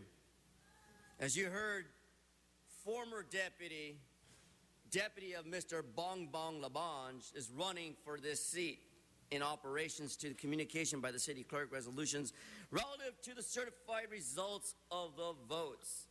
But before your white jury voters, who I did not accept the amendments on 1 and 2, but most of you white-collar jokers voted for it. Now we have them for 5.5 years. But let's stick to the process here. And this process goes on to point out that nominating elections held on Tuesday, March 3rd, 2015, on the following matters submitted to the voters is this. We need an Asian representative on this council because the racist of all the races is here. Because I don't see not one politician standing up on behalf of the immigrants who are here looking for work and want the same opportunity to work and follow the rules of voting. So, Ruru, you got my support. And all you Koreans who have been denied the opportunity to vote because of your minorityness, because of the racist remarks of those in this council who do not accept an Asian on this horseshoe. I say to all of you Angelinos, it's time for a change. Vote no for Mr. Bong Bong's deputy chief who's running for this seat. Support Roo Roo Roo. And again, as John Walsh, HollywoodHighland.org says, look on his website and support Roo. Thank you. Thank you. Is there Louis? Mr. Zumadog? Mr. Zumadog passes. Let's prepare to vote on this item. Let us open the roll, close the roll, tabulate the vote. 13 ayes. Okay, is that the only item, Mr. Clerk, in the special? Yes, that's the only remaining item. And Let's adjourn the, let's go forthwith. Let's adjourn the special, go back to the regular. I'd like to call on Mr. Price for a very important acknowledgement. Thank you, Mr. President. I just want to, we always want to support businesses that are providing resources in our community, providing good jobs and opportunities for entrepreneurs to soar. And we've got the Herbalife family with us today in the green shirts. Why don't you stand up, Herbalife?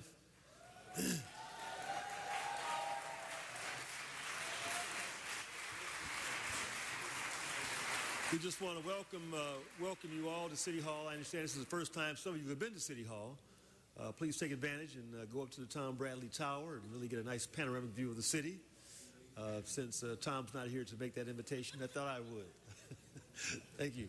And we want to, again, from the President's chair, want to thank all of you for coming, and that you've really given us, you look like a lawn out there, just a beautifully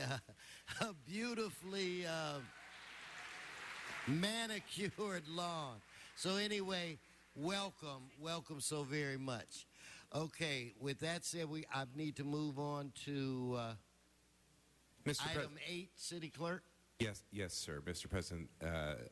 There's been a request to reconsider that matter. Okay, let's vote on reconsideration. Let's open the roll, close the roll, tabulate the vote. 13 ayes. And, Mr. President, again, there's been a request to refer that matter back to the Planning and Land Use Management Committee. Okay, then without objection, that'll be the order.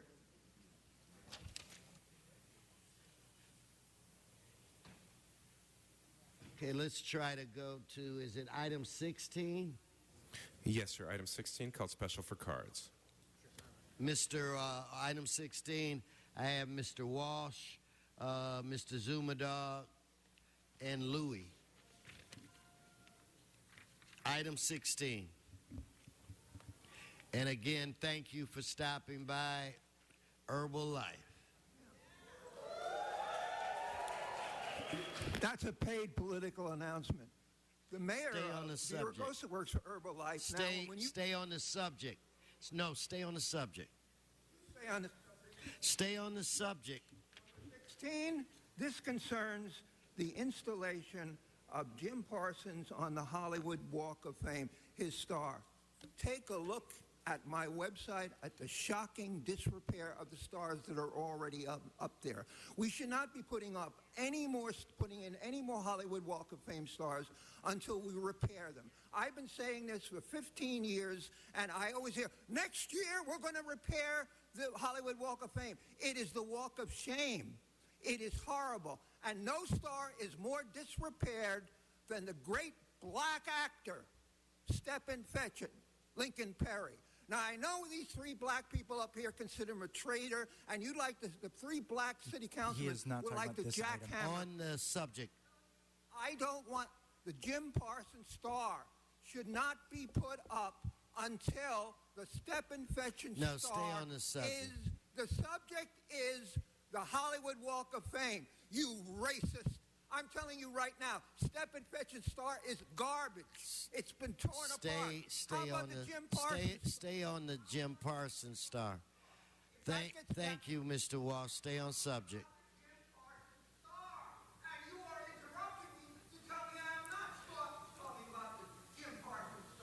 When you put it up, it will be beautiful. It will be shiny. It will make the Stephen Fetchit black star look like shit. Thank you very much. I've warned you several times.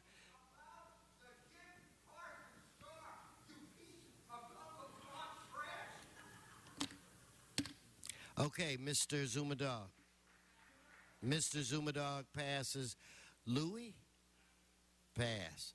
Okay, let's prepare to vote on this item. Let us open the roll, close the roll, tabulate the vote. 13 ayes. Okay, we'll now move to item 19.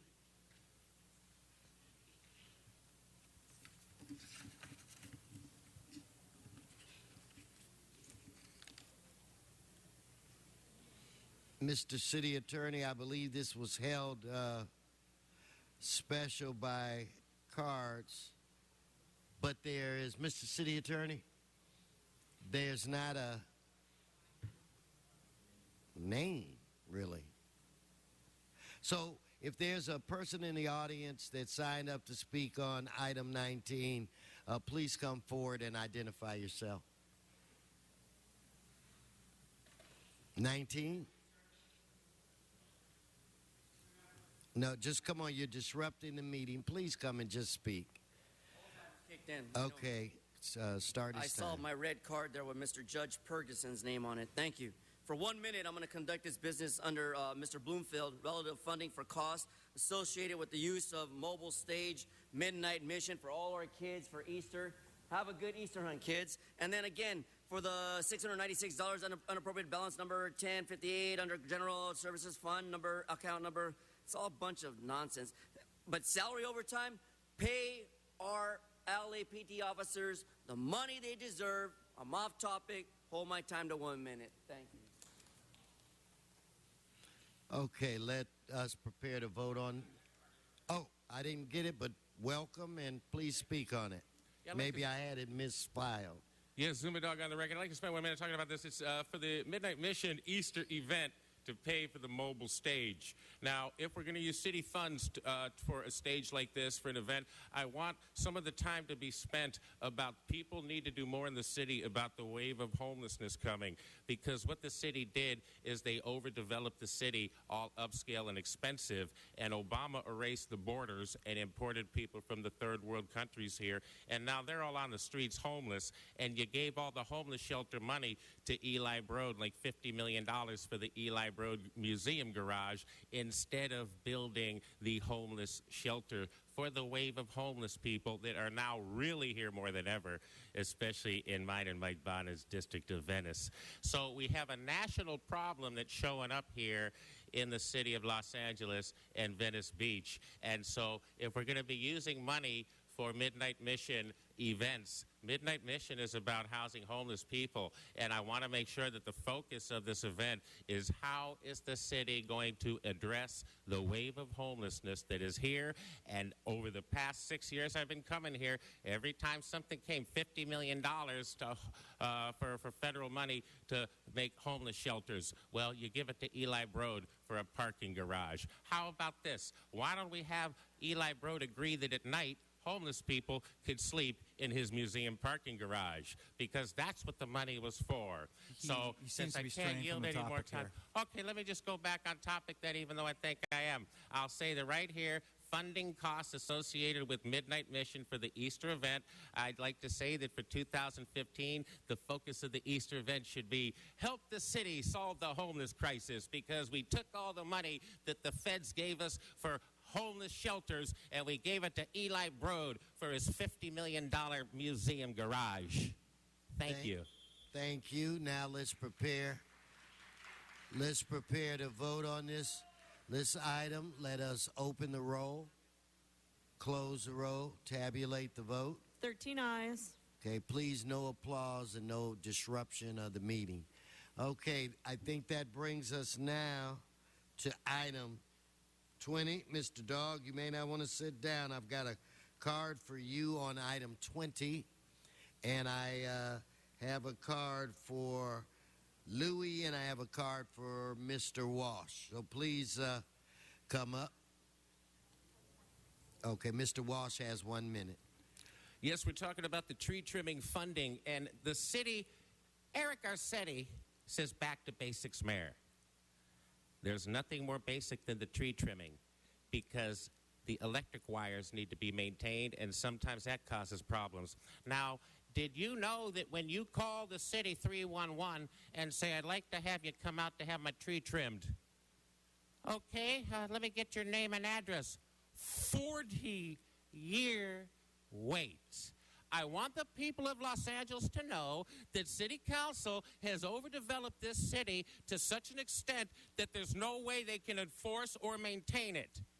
Now, I read on the Drudge Report and hear on all the national talk shows that you can't even keep the trash off the streets. Now, listen, I live by the beach, the very nice, most upscale part of town, and it's very well maintained, and so I don't see any of that blight all over the rest of the city. When you got the trash piled up and you can't get the fire trucks through because you can't even get rid of the trash. Let's stay on the trees. Okay, so the point is that you need to be more prudent in your overdevelopment, and you need, if you want to talk about funding for trimming the trees, I want the people of LA to know. Talk to your council about increased funding for trimming trees because it's the most basic thing, and I'm not kidding. Everybody right now, call 311. Everybody right now, call 311 and tell them you want an appointment for your tree trimmed. As the person says, okay, sir or ma'am, that'll be 40 years. You have to wait 40 years, 40. So make an appointment for your great-grandkids because they're going to want their trees trimmed in the year 2098. Thank you.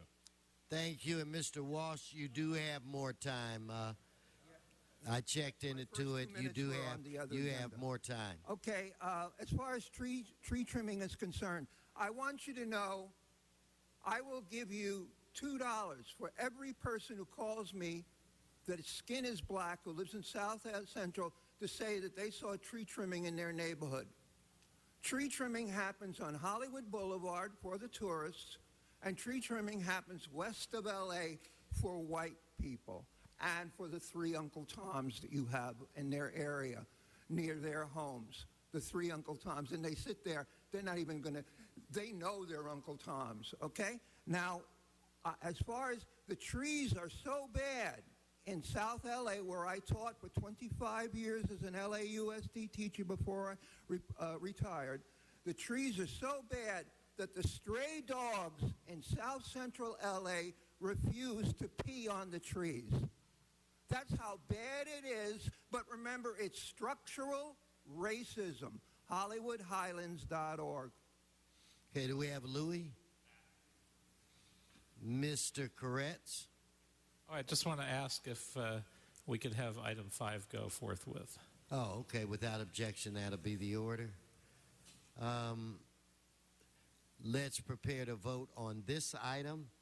If we could open the roll, close the roll, tabulate the vote. 13 ayes. Okay, that should bring us to item 22, and that's called special by cards. In fact, the same three. So if I could have Mr. Zumadog, Louis, and Mr. Walsh. Item 22. Oh, Mr. Dog has 1 minute. I have to save for the next item then. Okay. I only have 1 minute left. I'm sorry. All right. Now, again, do we have Louis? Mr. Walsh?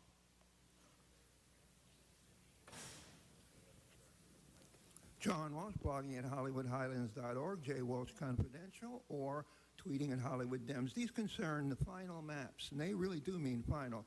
How many people out there have ever seen their map? Remember, you might not think the maps are important, and I'm even talking to the white people here, because you have the most expensive property, and they want to steal it from you.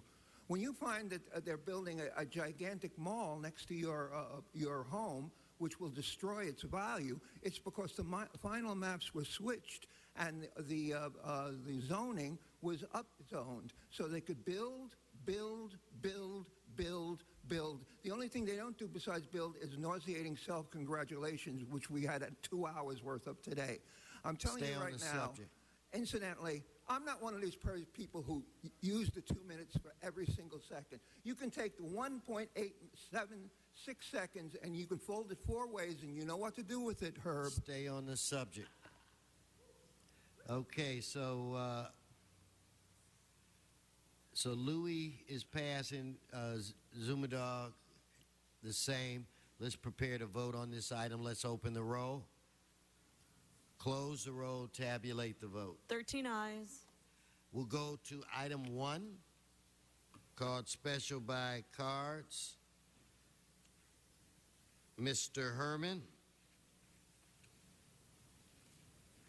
Mr. Dog, Sorry. Louis, and Mr. Walsh. I'm going to take this to 1 minute. My name is South Park. I'm the Office of the Finance to record the lien for unpaid taxes in the amount stamped below.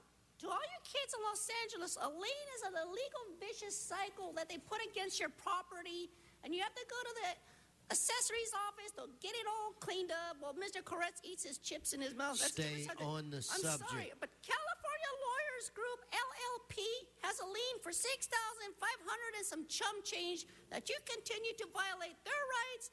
Send them certified mail, make them aware of the issue, let them correct it and pay their taxes on time. This wouldn't happen. It's illegal, predatory, and you're a vicious cycle of disgustedness. And all the children should know this. A lien is impossible to understand, but to ask your teachers, they'll teach you a lien is evil, vicious cycle, you sinners. Thank you. Keep your 3 seconds. Bye. Who do I have, Mr. Dog?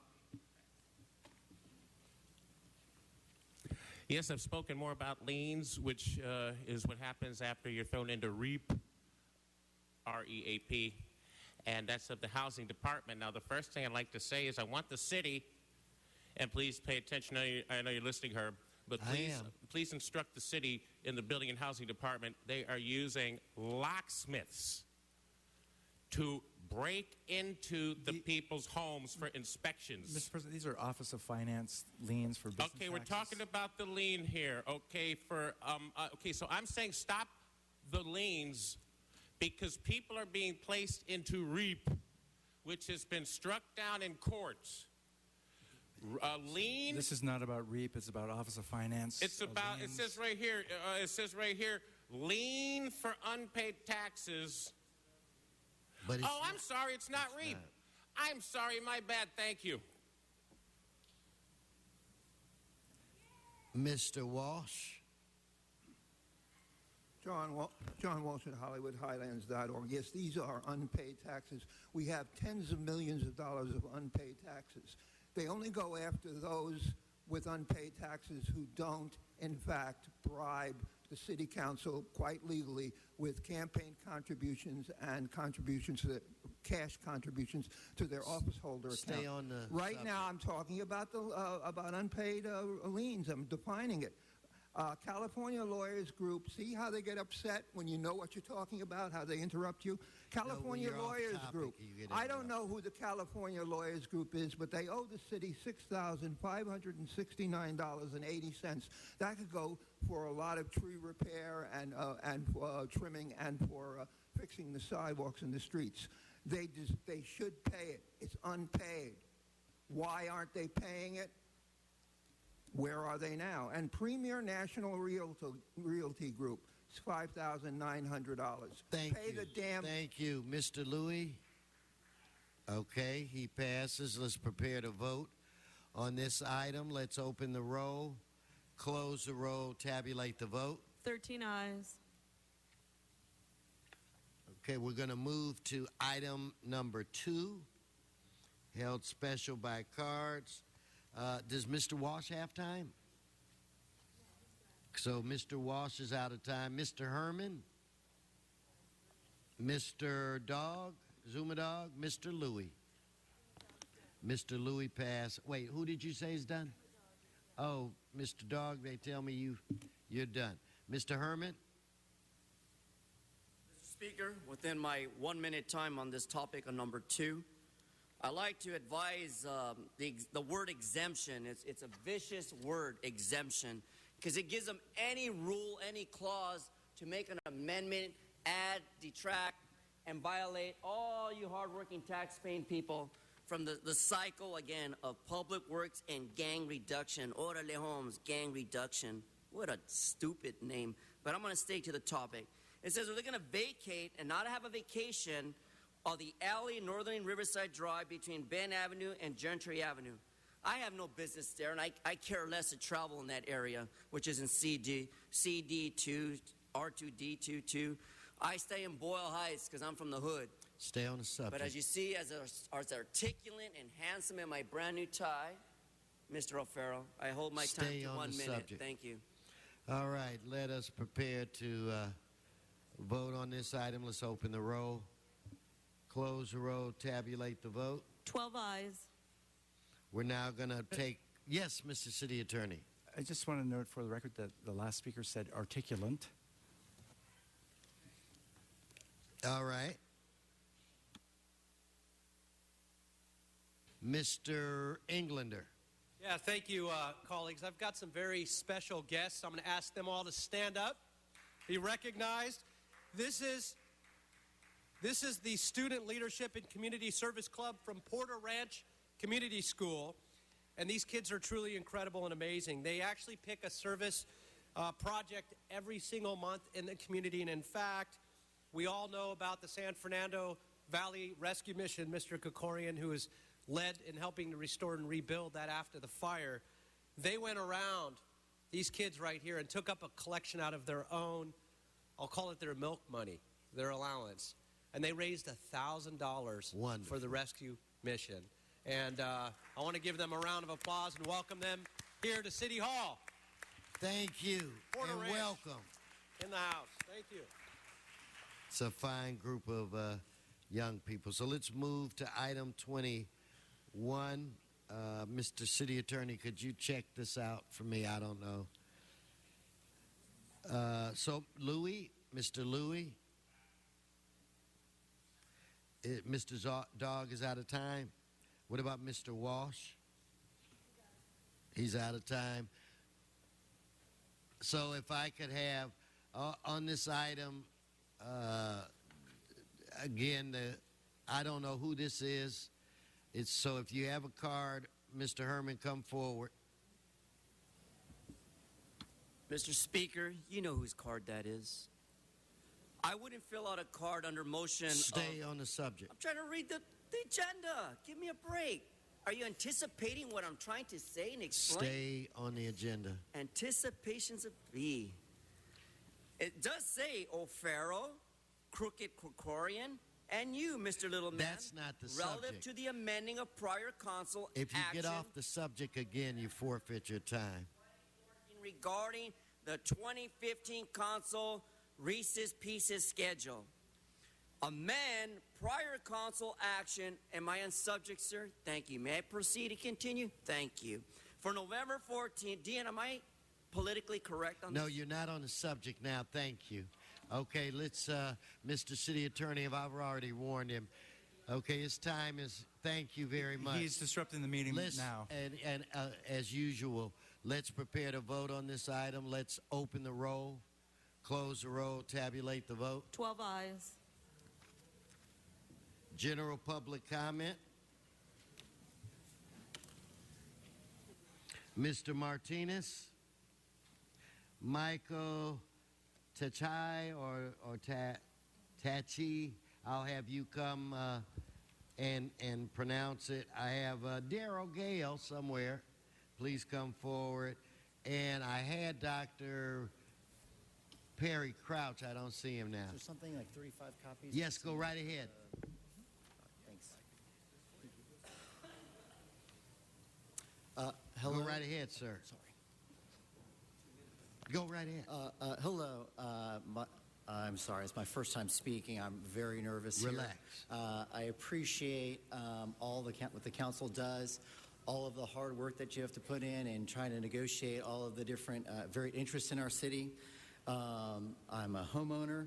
My name is Michael Tahi. I'm speaking about quality of life issues for me, my family, and other homeowners like myself. A brief story about myself, which is a parable for our city, which is an unfolding issue right now. On December 23rd was the last time I slept in my bedroom because there is electrical and mechanical noise coming from my neighbor's house. I've been working with LAPD, working through the system to try to get it resolved.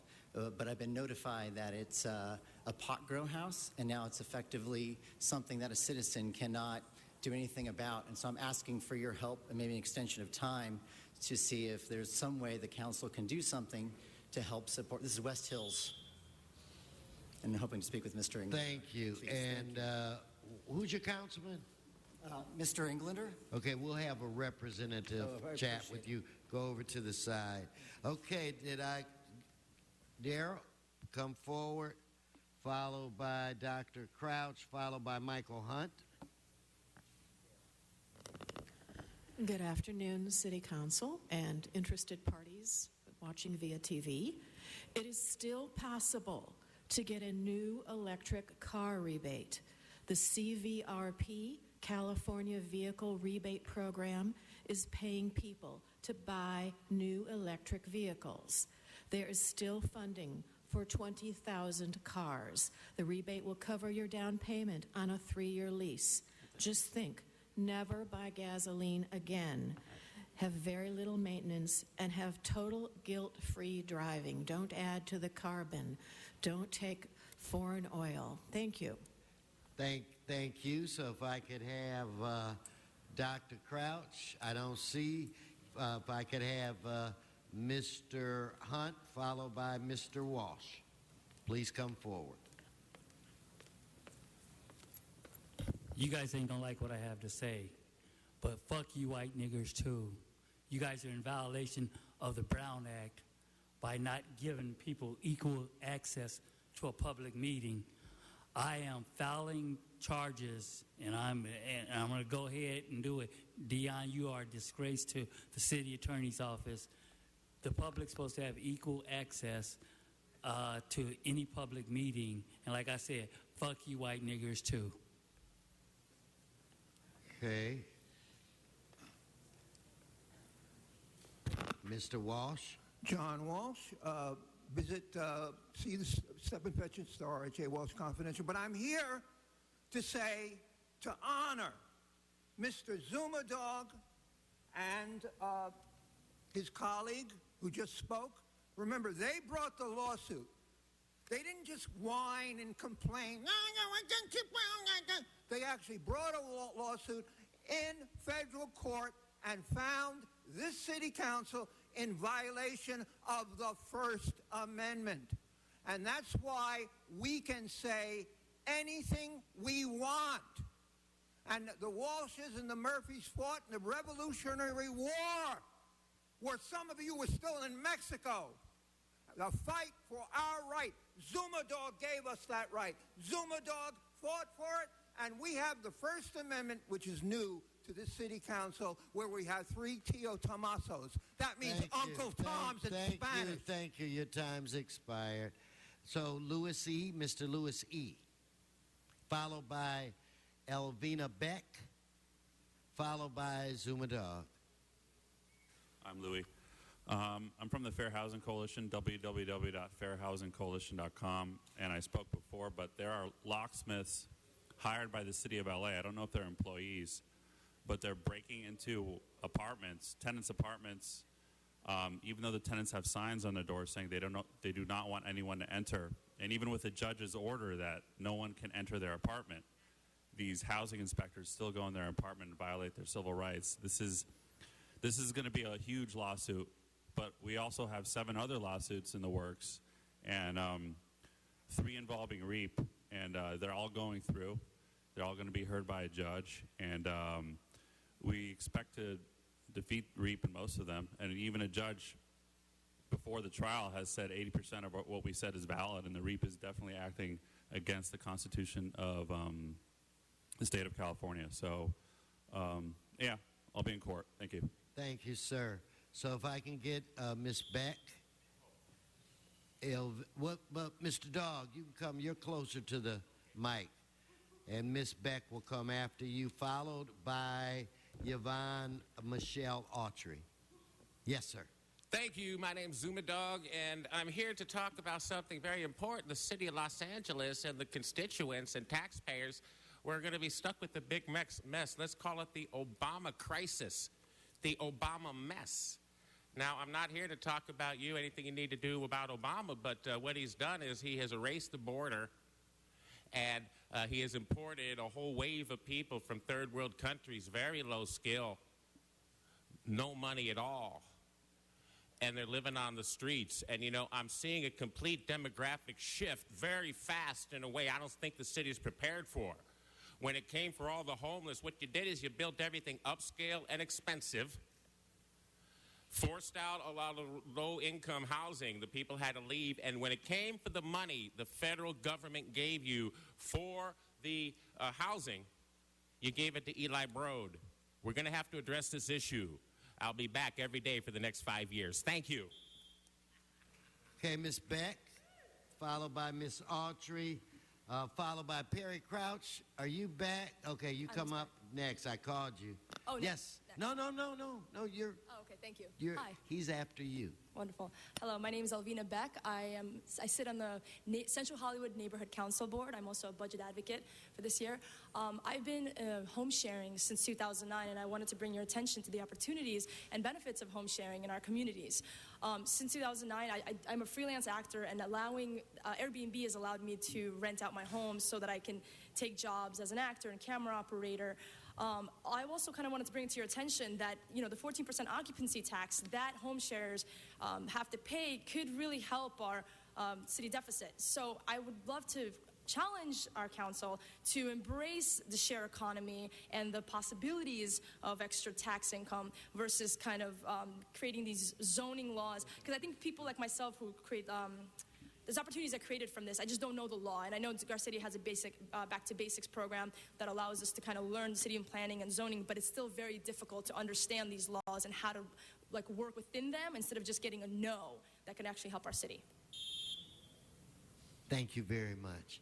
If I could have Ms. Autry followed by Mr. Dr. Perry Crouch, followed by Henry Marine.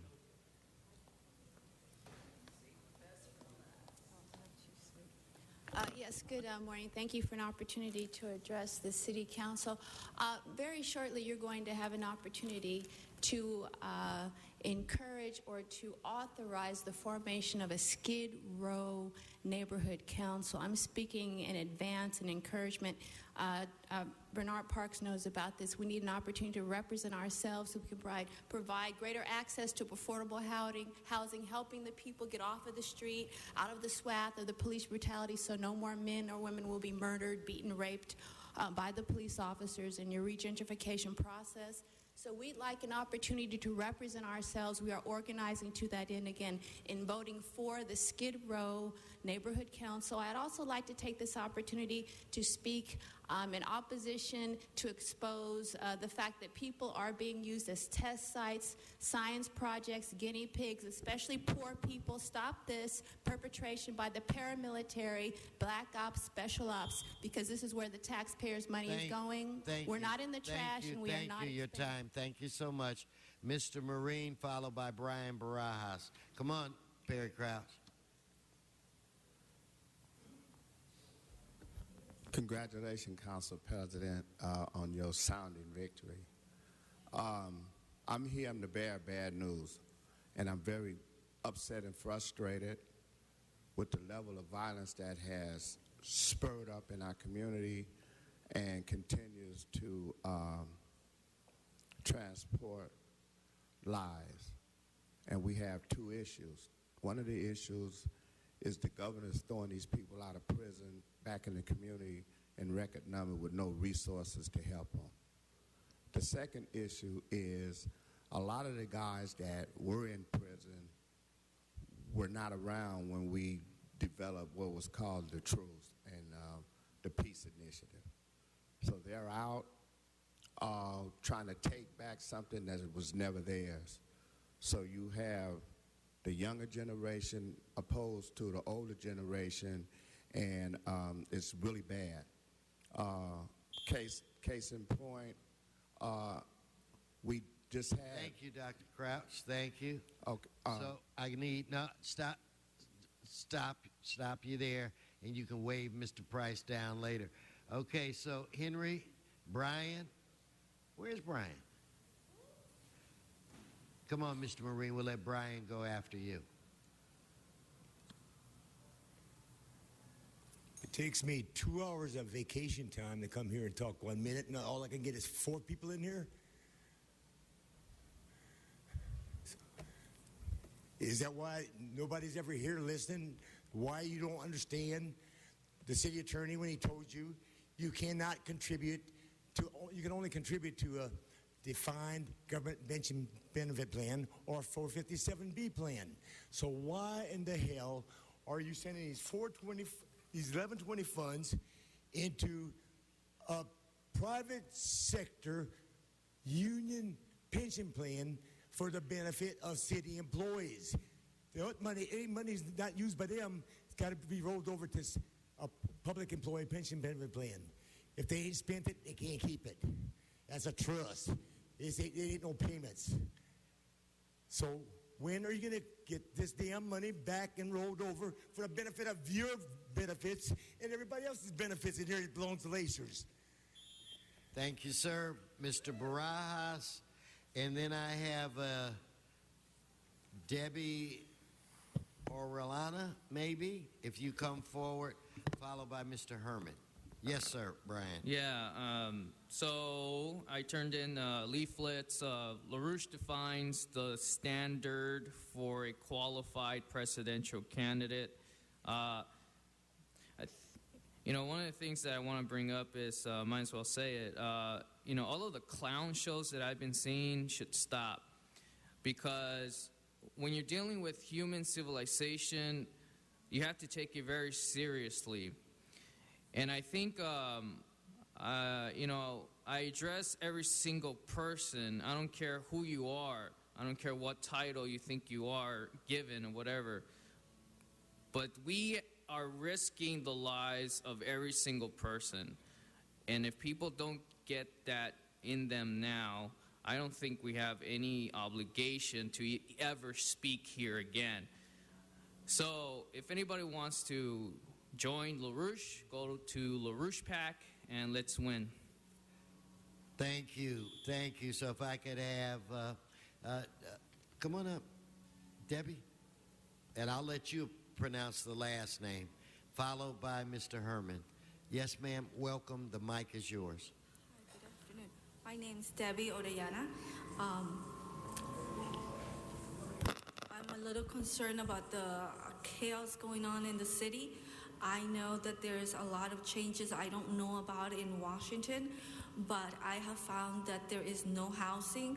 I have found that there is the anti-constitutional behavior that is favoritism under Catholicism, and there's a lot of miscommunication in the Catholic Church as to the development and the loyalties under the United States. I know that we have a department that is part of the sociology, part of the religion economy, but I understand that that has not surfaced properly. It has maintained itself as if it were under God and spelled with a capital. We, the United States, ought to put up with that. Any mishap or miscommunication of such time periods need to be addressed and blessed and maintained developing. But under the circumstances... Thank you. Thank you so very much for coming down. Mr. Herman, everybody gets the minute. I couldn't give you more time. I have to give it to other people. So, Mr. Herman, please come on.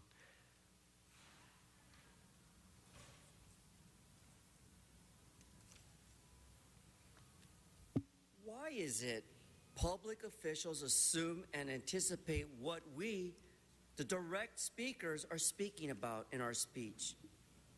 The more powerful local government leaders become in the scheme of governance, the more lawlessness they have become.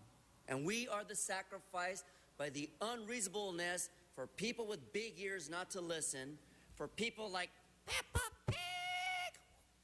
Not to even pay attention to some of us. So yes, we have to become kind of clownish to get our point across to all the children of Los Angeles. You're our future. And as Brian, the speaker, brought out, the world is fucked up. We're going to die eventually.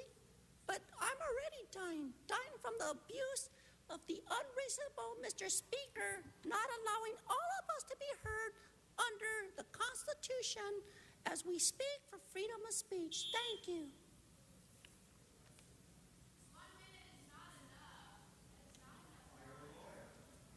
Gotcha. Okay, that concludes general public comment. That takes us where, Mr. Clerk? Mr. President, I believe there's been a request to reconsider item number 6, sir. Okay, let's vote on item 6 for reconsideration. Let us open the roll, close the roll, tabulate the vote. 11 ayes. And that was to continue the matter to 2 weeks, which brings us to the first day back from recess, which would be April 14. Okay, so without objection, that'll be the order. So where are we now? Posting? Yes, sir. Council has motions for posting and referral. Okay, they are posted and referred. The desk is clear. Okay, announcements, members, announcements. Do not see any announcements. If we could all rise for our adjourning motions, if everyone could show the respect for those that have passed on. I'm going to look to my left side, Mr. Fuentes, your side. Do I have any adjourning motions to my left? I don't see any. I'm looking to my right. Mr. Parks. Thank you. Last week we did an adjourning motion for retired Commander Billy Wedgeworth. Today we have the information about his services, and they will be held Saturday, March the 28th, 11 to 4 p.m., a memorial service at the Odyssey Restaurant, 15600 Odyssey Drive, Northridge, California. Thank you. Any more adjourning? Don't see any. Members, this meeting is adjourned. Thank you for your service.